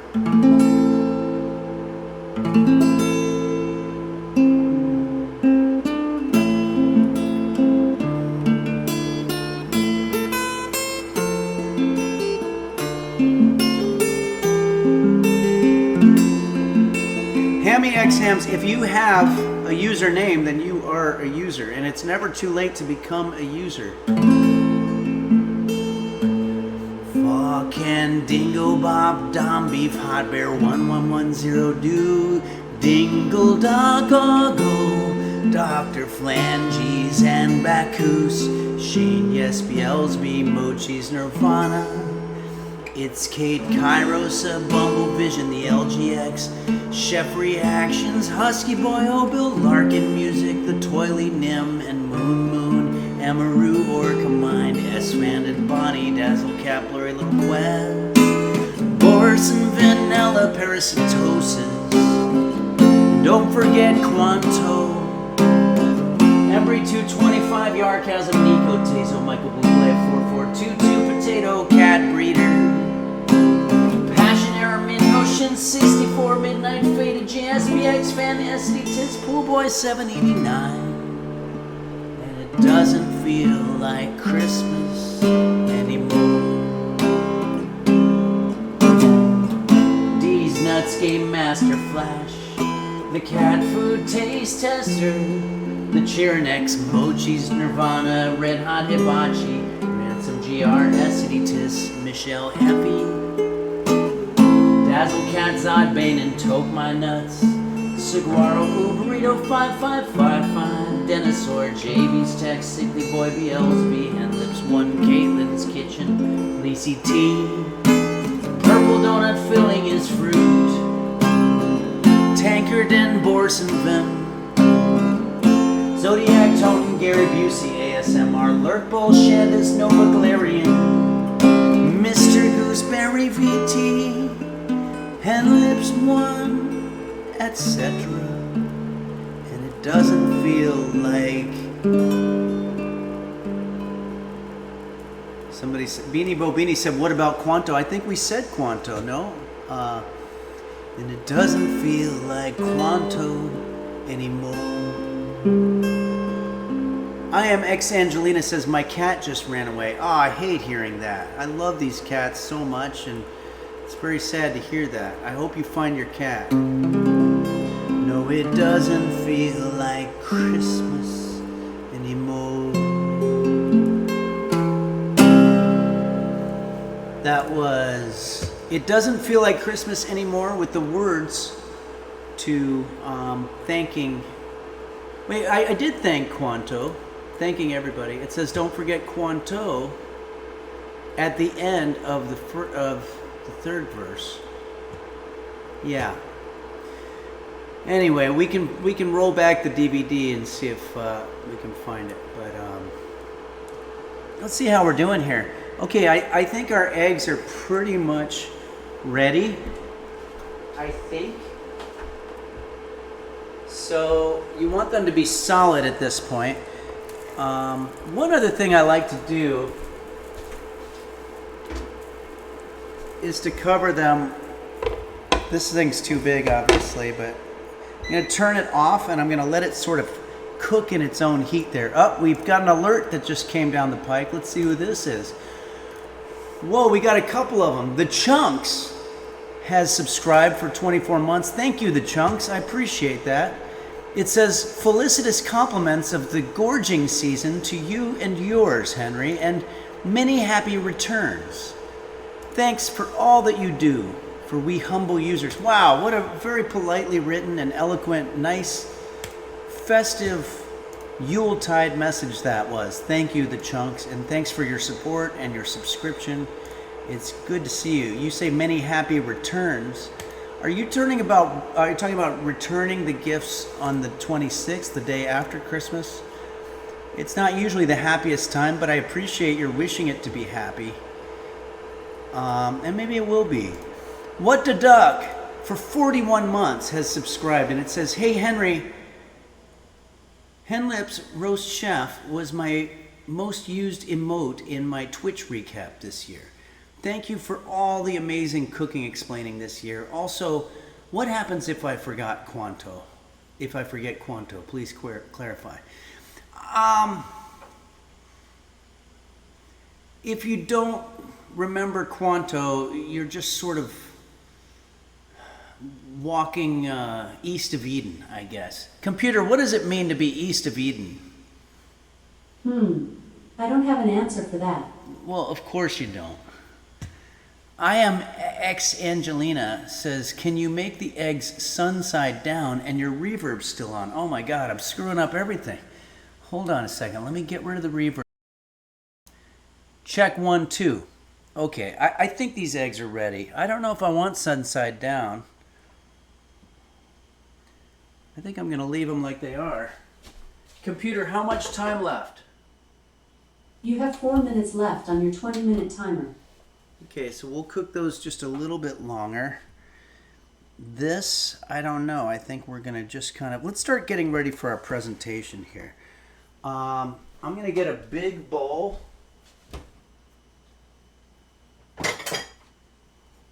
Still no sign of any cockroaches, which is good.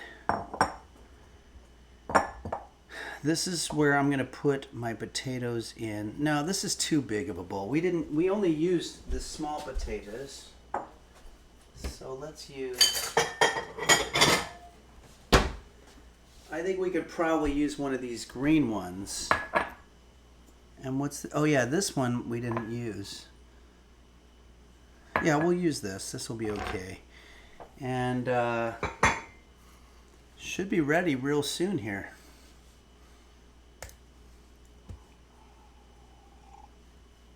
Maui Girl says, "Is that nut sauce on the rim?"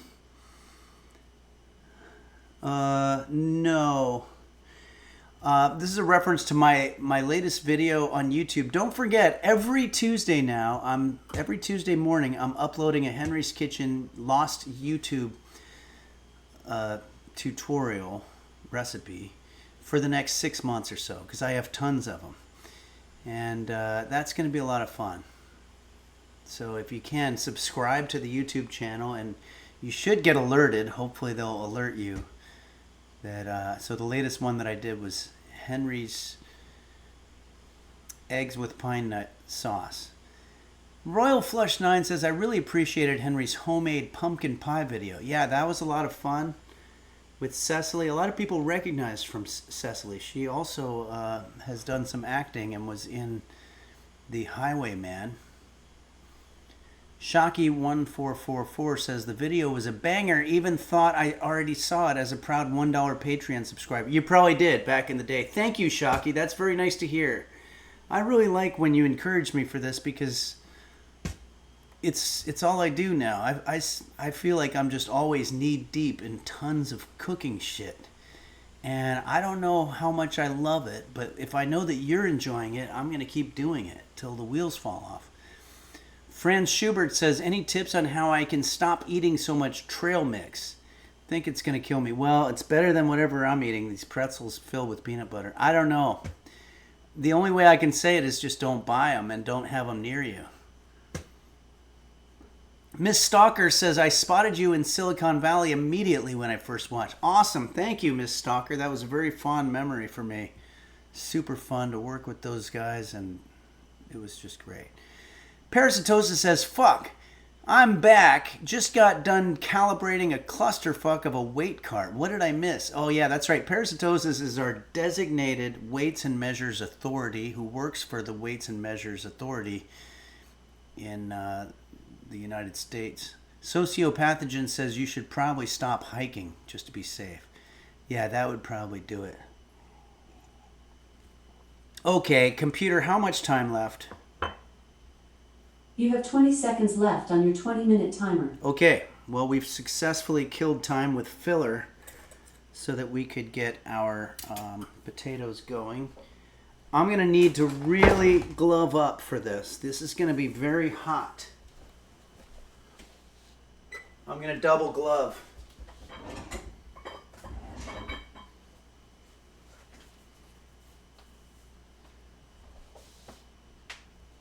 Computer, how much time left? There are no timers set. Computer, stop. Oh, yeah. These look good. Very hot and very oily as well.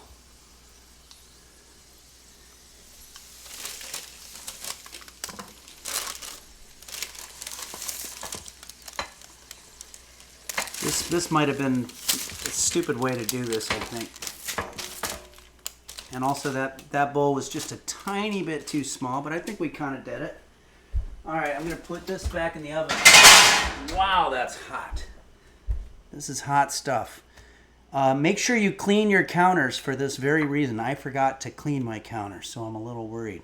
Actually, I think I covered them in bug spray because I had a cockroach, so that was dumb what I just did right there. I should have just sacrificed a couple of wedges. But I'm so hungry that I just don't want to lose out on whatever nutrients those little potato wedges are going to give me. Now we're going to transfer our huevos on top. How are we going to do that now? I'm going to get my spatula.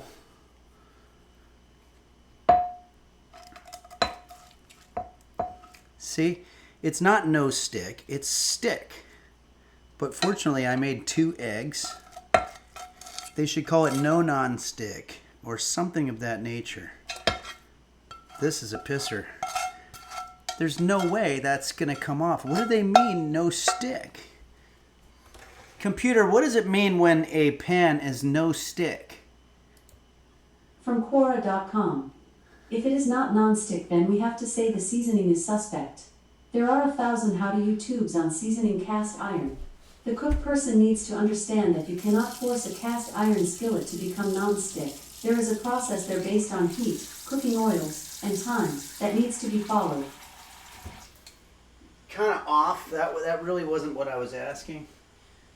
This pan was branded to me as a no-stick pan, but I think it's impossible. Boy, oh boy, though, look at this. This looks like the breakfast of kings right here. Oh my goodness. Now the eggs are a little runnier than I'm used to. Computer, is it okay to eat runny eggs? From netmums.com, the guidelines say not to eat eggs with runny yolk because of risk of food poisoning. Well, that sucks. That sucks. Well, how runny? I guess runny is a relative... Oh, I forgot to put garlic in there. I've got garlic. I didn't even use it. That was weird. Okay. Now, this is going to be really good with some toast, but I don't have any toast. But we're getting some nice compliments here. Oh, IMX Angelina said put them sunny side down. Oh, you're saying because they'll cook a little more, maybe? Let's do that then. Oh boy, this is difficult. Woo! Oh boy. I wonder if it's too late. Is that what you meant by put them? Oh, I see. So that's going to cook a little more? Is that the idea? Maui Girl says, looks delicious. Huevos, cracos. Butt Smasher Masher has joined us and says, bone apple teeth. Beanie Bobini says, why would they taste better that way? I think that the idea is they're going to cook a little more. You can only get food poisoning if you don't wash your hands. Well, I didn't do that either. All right, let's put our dishes away. This is way too hot to eat.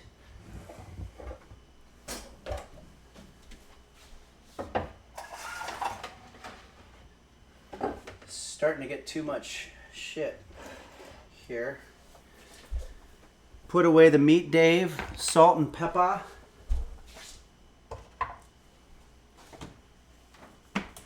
Once again, thanks to Meat Dave in El Segundo, California. If you ever have a layover at LAX, just take a little taxi or an Uber to El Segundo, go to Old Town Patio, say hi to Dave. It's good stuff. All right, we're going to eat this. This is going to be good as hell, Dark Ages says. Yeah, I'm excited. I don't see any way that this could be bad. Unless I spilled it. Oh, that's right. There's really nothing about this that makes it a Spanish dish. I didn't use chorizo or hot sauce. It's basically just eggs over potatoes. So it might not be huevos rotos, but it's definitely huevos over potatoes. I'll call it huevos potatoes, which also I think was one of the Menudo guys, if I'm not mistaken.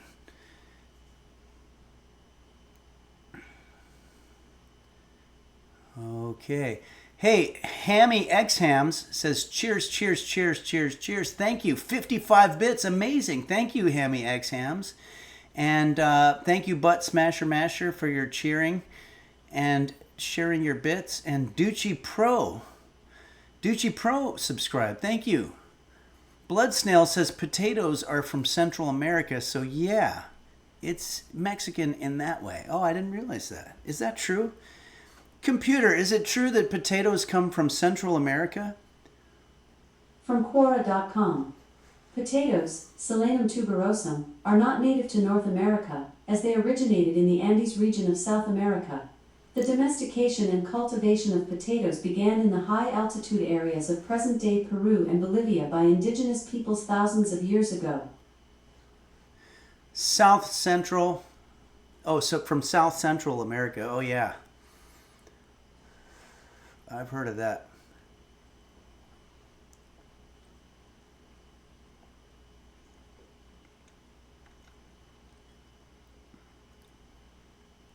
Oh, yeah. This is good. I got the Meat Dave seasoning, some stoked pampika, some cumin. We've got perfectly fried eggs, little yolky on one side, but because of Angelina X, we turned it over and that wound up cooking just perfectly. This is good, you guys. Holy shit. This is why I love Henry's Kitchen. These are the times that I do, when we can make something that's so good. Let's go ahead and compare. Oh, come on. That was dumb. I had a perfect bite on there. And this has a bunch of... Fuck. What did I just do? What did I just do right there? I don't know how that happened. I also have a potato that fell off. I'm going to have to watch the DVD. I think the potato might have fallen in my green screen. I think I'm going crazy.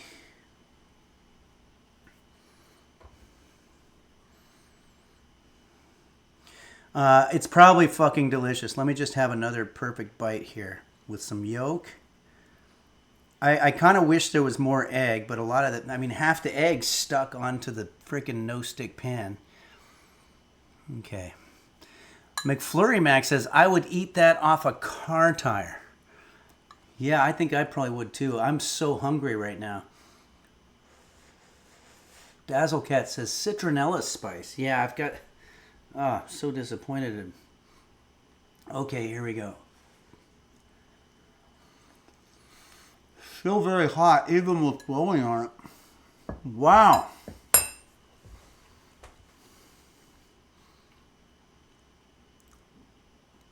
Honestly, and I don't want to sound like I'm bragging or like an asshole or something, but I could honestly see this at a fancy restaurant, like one of those really nice diners. Not even like Denny's, but like Coco's or Norm's or one of the more high-end ones.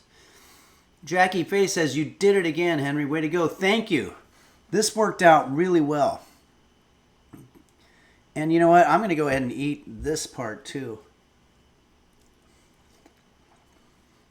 Tavern on the Grain. You're right, Royal Flush.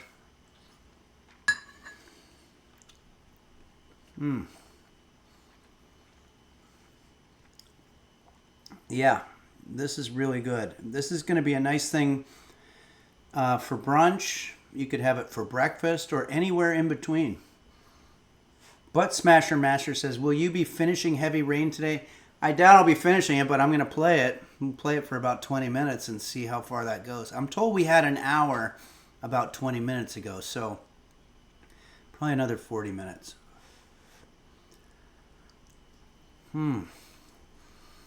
Unsuccessfully coping says, I hope there's more heavy petting in the game. Frizlaw says, this meal could humble Gordon Ramsay. Yeah. We kind of are, IMX Angelina. You can play a horror game in a stream. Yeah, and this is maybe not horror. This is like dramatic action, suspense. We have played Phasmophobia, which is horror, traditional horror. And a couple other, I'd say Headliners is definitely one of those.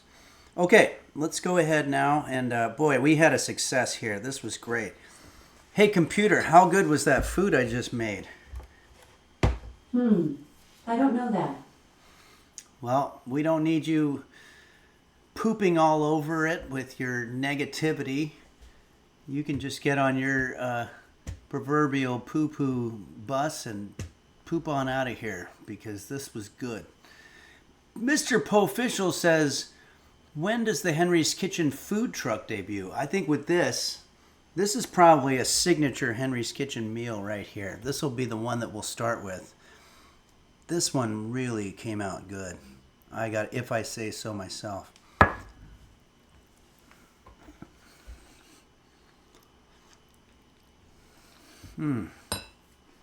With coffee, fuck yeah. All right, everybody. It's a little salty, so I might have to have a little water, but for right now, I'm doing okay. Hey, we had another purple donut filling his fruit. Gifted a tier 1 sub to Huevos Rotos.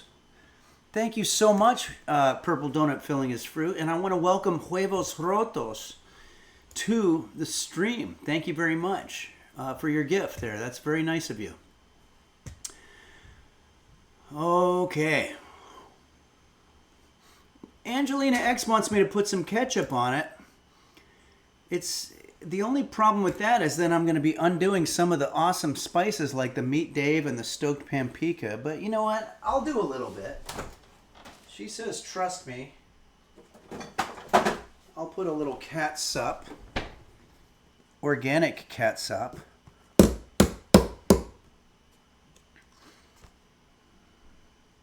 Just little droplets here and there.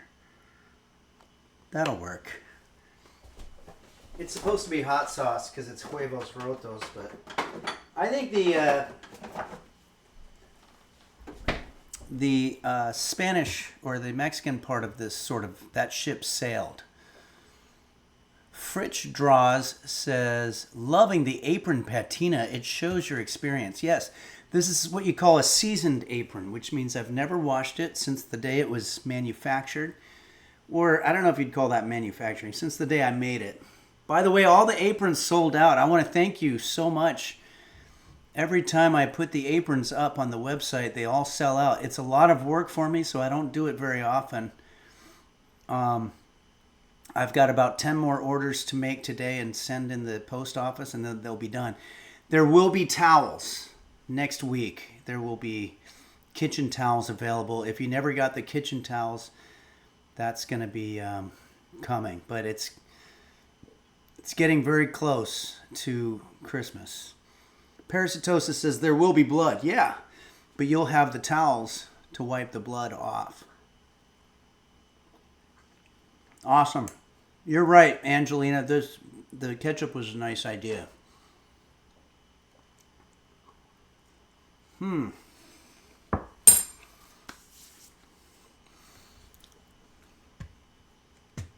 Shocky144 says, do I have to be handsome like you to make this dish? A, thank you very much for the compliment. If it was sincere, I spent the first 40 years of my life thinking of myself as being unattractive or ugly, and it bothered me a lot. And then when I started discovering the kitchen, I realized that none of that really matters. If you're trying to woo somebody from the opposite sex or from whatever gender that you're trying to woo somebody from, I have found that the cooking is more attractive than the physiognomy, if you will, if I use that correctly. Computer, what is a physiognomy? According to Wikipedia, physiognomy or face reading, sometimes known by the later term anthroposcopy, is the practice of assessing a person's character or personality from their outer appearance, especially the face. I was close, but that's not quite it. Your countenance, maybe? It's Kate X says, a little high, do you like Henry's Kitchen? Also works. Yeah. Well, once I became a celebrity chef, I was able to, just sort of rest on the laurels of that. Potnayatkatka64 says, hey, Henry, may I ask you, what do you think about Frusciante's music? Frusciante? Who's Frusciante? Computer, who's Frusciante? I'm not quite sure how to help you with that. Are you sure? Am I pronouncing that correctly? I've never heard of that. Oh. Teaser Tuesday says the Red Hot Chili Peppers guitarist. I never knew that was the name of that person. I really don't know their music. I did meet one of the drummers for the Red Hot Chili Peppers. He was a later drummer, short-haired blonde guy, which is okay if you're a drummer because they kind of put you in the back, but very nice guy. We had a beer together at the Coronet Bar in Los Angeles way back in the day, probably 20 years ago. And that was pretty cool. I don't know why I just brought up that memory. Why not? All right, let's get our game started. Let's go to, we want to go to Steam. Open that up. And we haven't had internet problems today, right? That's really cool. I'm very glad to hear that. It's going to try to download, but I'm going to stop it. Boo. Okay. Download is paused. Library. And that's not what the problem was last time. That was different. Okay. Everything's going smoothly. Thanks, Dark Ages. Wow. And we made a good meal. Maybe it'll be a Christmas miracle after all. All right. Let's put on Heavy Rain.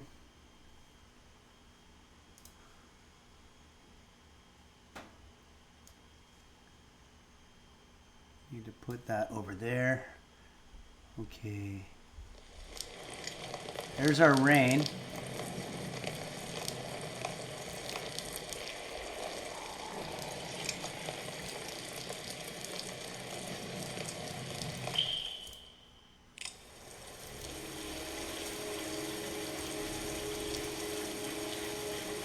Okay. Let's fix this. Okay. You should see in front of you a game. You should hear rain. You should see me in the bottom left eating delicious potatoes and huevos. Looks and sounds good. A bit loud, says Pure Satosis. Okay. I can fix that.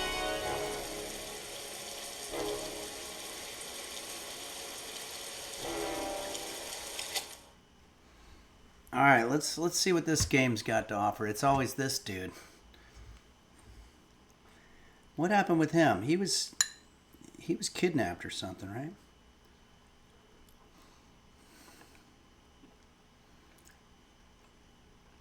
Great close-up. I think I have a camera set up like that.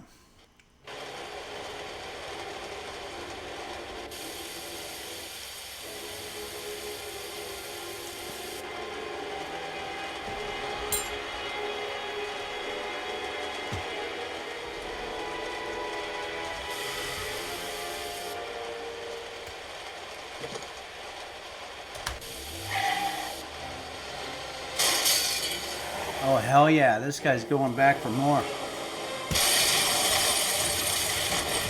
Oh, yeah. Action is happening. This happens once a night in my neighborhood. This guy is about to unleash the wrath.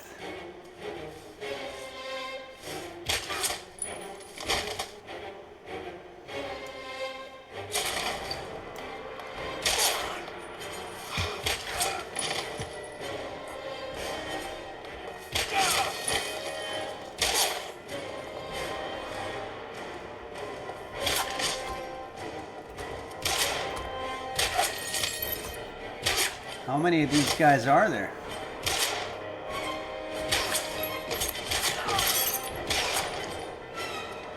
I'm kicking ass.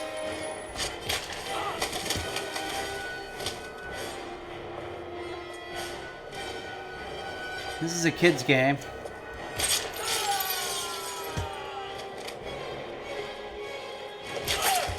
I want to look at the chat, but I keep on having to shoot people.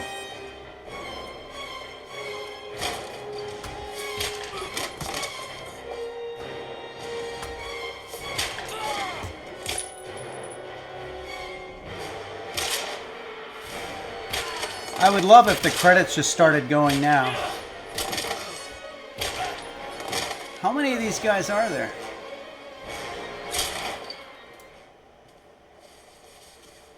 Stay back! Don't come near me, or I'll shoot! Fucking asshole. You killed that girl. Well, I kind of did. Please, don't hurt me.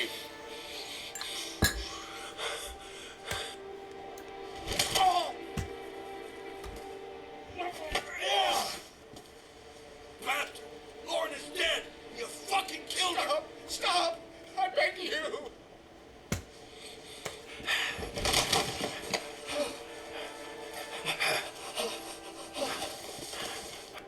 Your idiot son killed all those kids, didn't he? He's the origami killer.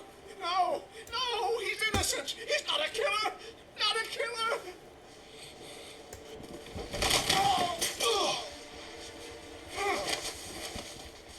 You're a fucking liar.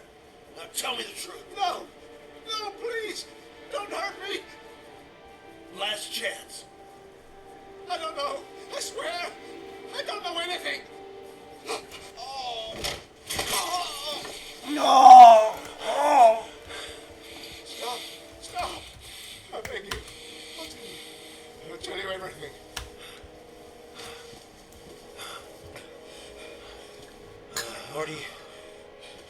Gordy always wanted his fun, you know. He wanted to be like the origami killer. He kidnapped that kid. He held him under the water for a little too long. It was an accident. An unfortunate accident. He just wanted to play. He told me everything. He was crying. He was so sorry for what had happened. Whatever he did, Gordy is my son. I know he held a kid underwater for too long and killed him, but he's still my son. No one will miss him. What? That boy, Gordy killed. No one will miss him. He's street trash, like so many others. Ugh. You disgusting pile of shit.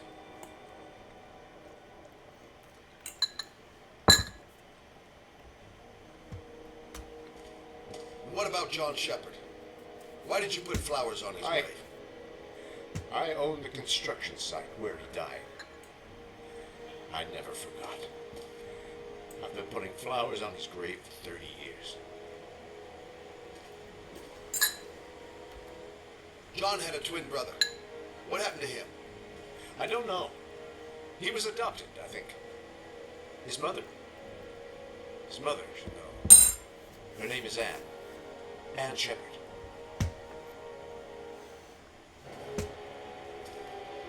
That girl, Lauren, she was just a whore. You'll forget her in no time. Come on, work for me, Shelby. I'll pay you well. Maybe she was the whore of Sausalito. Never say her name again. Hear me? Can I ask the people that have played this game, is there a scenario where you can actually save Lauren? And did I screw that up? I need my pills. In that drawer. There. Oh.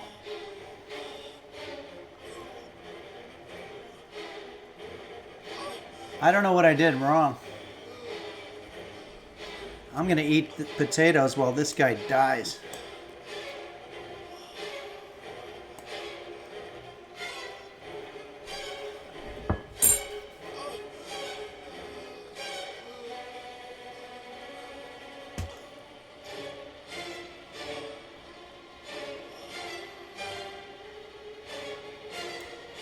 What am I doing here? See ya.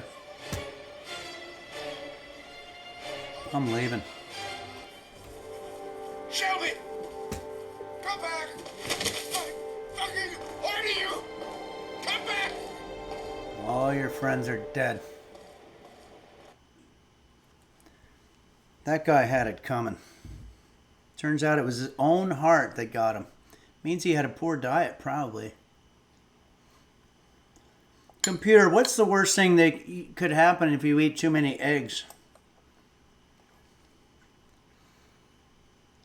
According to Mayo Clinic, most healthy people can eat up to 7 eggs a week with no increase in their risk of heart disease. However, if you have diabetes, some research shows eating 7 eggs a week significantly increases the risk of heart disease. That's probably just because it's big egg giving the answers. Boy, that breakfast goes down with coffee real well. Look at this. Look at what I've done here. I finished all those potatoes. That was 4 potatoes. And I got my coffee going, my game. Feeling pretty good at the moment. Let's see what the game has to offer here.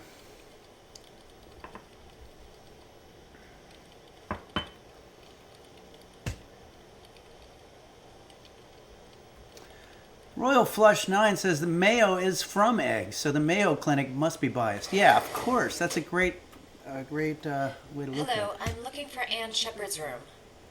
Please sign the visitor's book. It's good coffee, too. Pete's Major Dickinson's blend, given to me Of the family? by It's Kate. Yeah, you could say that. Oh, she'll be pleased to have a visitor. No one ever comes to see her. With the Alzheimer's, she has trouble remembering things, but it'll still please her. I know the feeling. It's room 19 at the end of the corridor. Thank you. Gonna get some water. Hopefully this game will play itself for a second.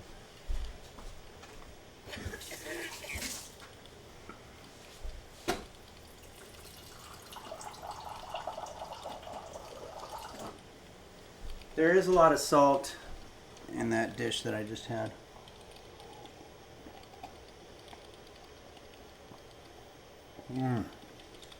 We did a lot of salt. I remember that now. We did salt and then we did more.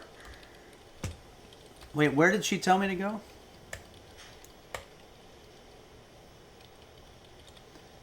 Room. Room 19.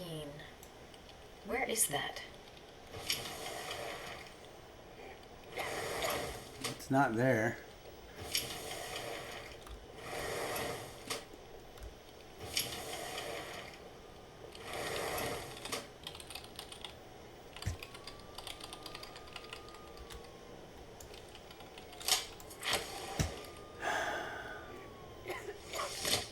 Looks like Anne isn't the only one with Alzheimer's. Only a few hours left before Sean Mars dies. Hope I'm not wasting my time. Oh yeah, I'll get some flowers. What do I do? There's nothing for me to do. I don't get that. Why does this game do that sometimes?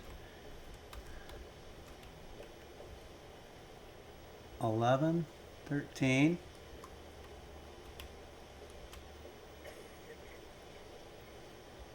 Just look at them? Okay.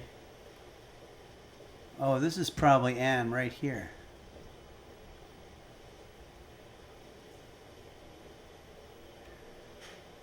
I like being the sexy one at the hospital. Can't talk to her?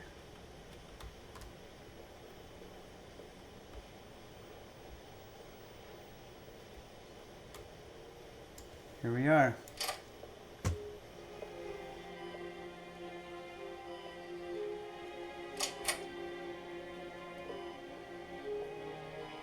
You're right, Parasitosis. Hello, Mrs. Shepherd. They weren't thinking efficiency. They made Is it all time these for my pills already? zeros. No, Mrs. Shepherd, They're never on time with my pills. I don't know what they do here. The other hospital, they were always on time. But here...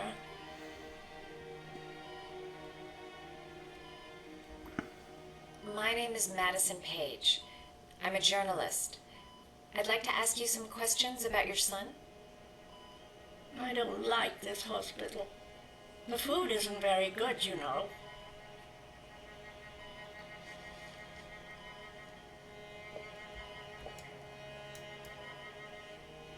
Do you remember John? My Johnny. He is a good little boy, you know. Your other son, Mrs. Shepherd, John's twin brother. What was his name? What other son? I have no other son. I never had any children. Try to remember, Mrs. Shepherd. John's twin brother was placed with a foster family after the accident. What was the name of the foster family? I asked them for a television, you know. They said I didn't have enough money. It's a pity. I'm fond of television. Mrs. Shepherd, your son may be linked to a series of murders. Perhaps you have some information that could help the investigation. Are you a new nurse? Where are my pills? Will you shut the fuck up about the pills? I know what happened at Carnaby Square. Do you remember? Carnaby Square. I think I used to live there a long time ago. We didn't have much money at the time, you know. We had to make do with very little. Royal Flush 9 says, how would you rate the food ranging from fucking delicious to taste like shit? You had a son named John, and John had a twin brother. Do you have my pills? It's time for my pills. I think your son is in trouble, Mrs. Shepherd. He's done some terrible things. I need to find him. Do you understand? Terrible things you're telling me. He never came to see me, can you believe it? In 10 years, never. No one forgets their mother, do they? You're right, Beanie Bo Beanie, it really is. Jose Suicidio's song God Help Me was based on a trip to one of these places, and there was a lady walking around the hallway that just kept saying, God help me. God help me. It'd take days, if not longer, to find the name of the family that adopted her son. Sean Mars would be dead by then. This woman might be the origami killer's mother. Must be some way to get her to remember. I'll kill a child in front of her. All right, no point in wasting my time. I won't learn anything more by staying here. Really? All right, no point in wasting my time. I won't learn anything more by staying here. Well, that was kind of a big trip to get nothing, huh? Is there one thing? Alright, well, I guess I'm leaving. Shit. Oh, wait, what's this? Origami. Seems a little suspect.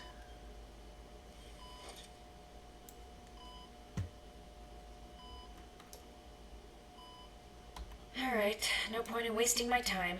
I won't learn anything more by staying here.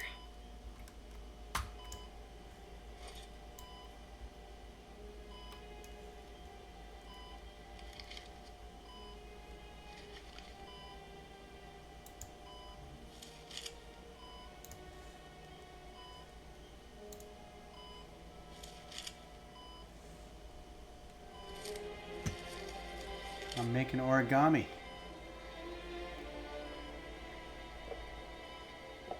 I love origami, but that's not my favorite one.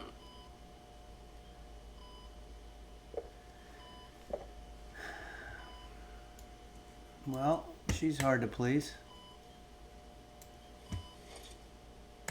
Okay, this is where the time-consuming nature of this game comes in. We got to find another origami to make for this lady. Here.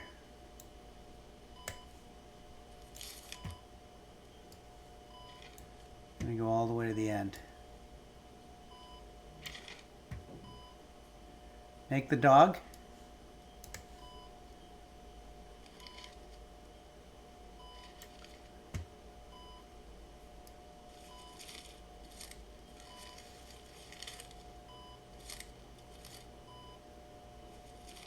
Oh, you know how to do these little dogs too. My children loved origami. I taught them how to do it. John loved the little dogs. He always wanted to call them Max. Max, Max, Max. All dogs with the same name.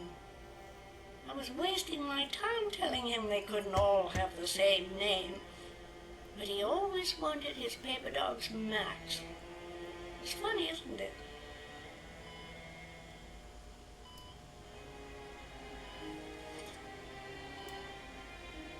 No, I don't find anything funny about it. Max.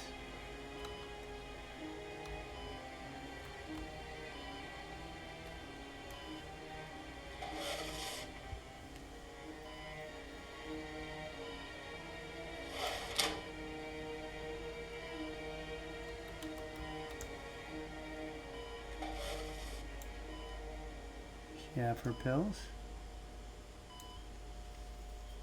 Are these your children, Mrs. Shepherd? John and his brother? Is that them? They're good little boys.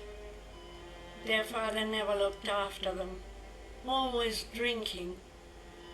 They didn't have an easy life, you know.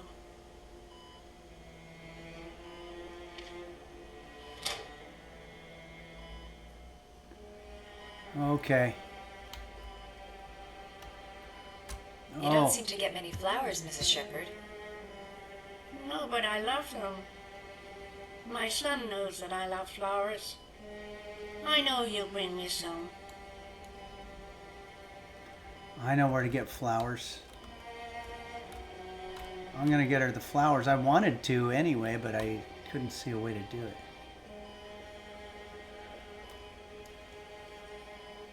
Did you make these origami figures? My little paper animals.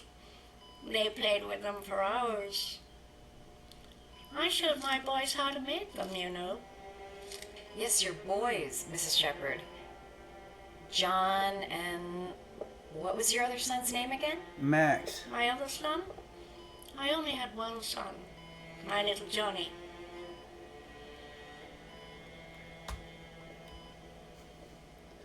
The bitch is holding out on me. Let's get her some flowers.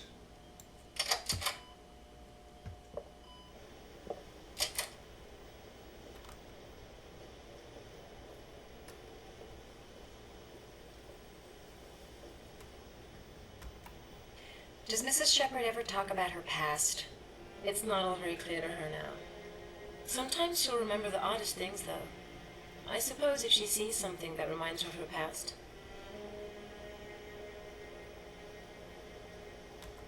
Did she ever mention her sons? Sons? Well, she often mentions John. I think he drowned. Does she ever talk about her other son? I didn't know she had another one. I've never heard her mention it. I'm looking for her other son. He was adopted. I mean, he's probably changed his name.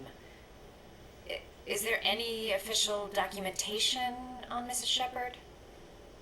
No, there's nothing really. Nothing about her family. I guess if her son was adopted, then she's the only one who could tell you about that. Sometimes, if you show her things, it seems to trigger a memory from her past. You might get her to remember. Thanks for the advice. Okay, well, we sort of did that. You get these flowers.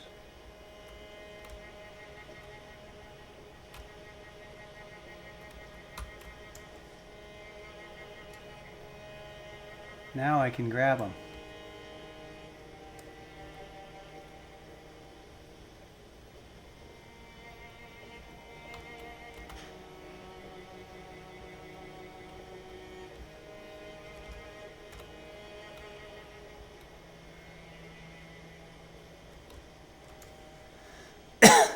You're right, Zone C. She looked at a picture of her son and nothing, but flowers might work. Wait. I still haven't checked out the bathroom.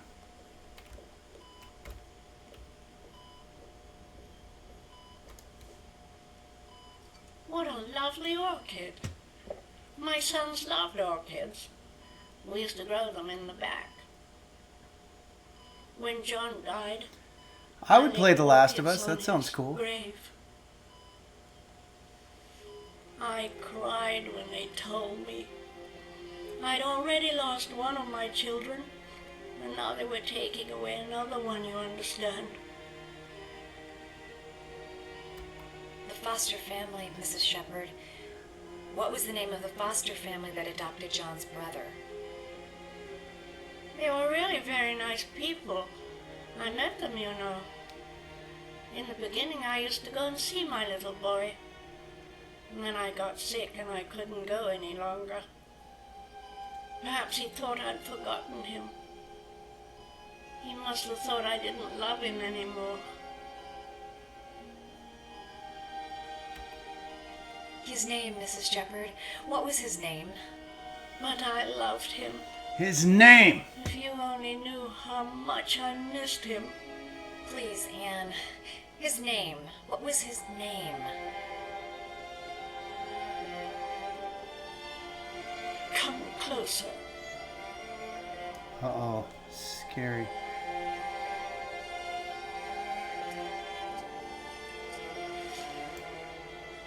Oh, I see. We don't get to hear it.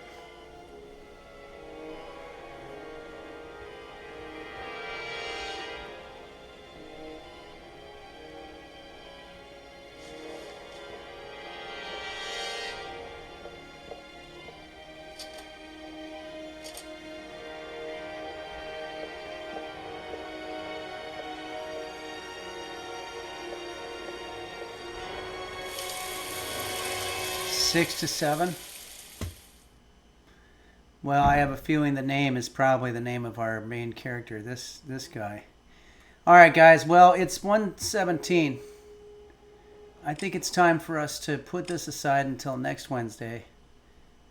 Meanwhile, we'll do some gaming on Sunday. I don't feel good. I'm trying to figure out why. Maybe too much coffee. I think that's what it is. But that's okay, because we had a good day.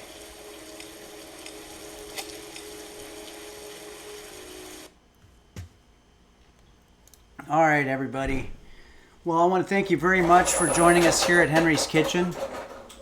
I had a super fun time. I made amazing food. I did some music that was hit and miss, but maybe a little more hit this time than miss, which is all you can really hope for. Thank you, everybody, for joining us, and I'll see you on Sunday. And it'll be noon Pacific, and we're going to make up something delicious for you right here at Henry's Kitchen. So thank you very much. And thanks, Cyclest, and Beelzebub, and Royal Flush, and JSBX Fan, and Maui Girl, and You Fear Jazz. And thanks so much. Let's see if there's any other alerts here. Butt Smasher Masher. It looks like Butt Smasher Masher cheered 50 bits and says this scene in the game is going to be a heart stopper.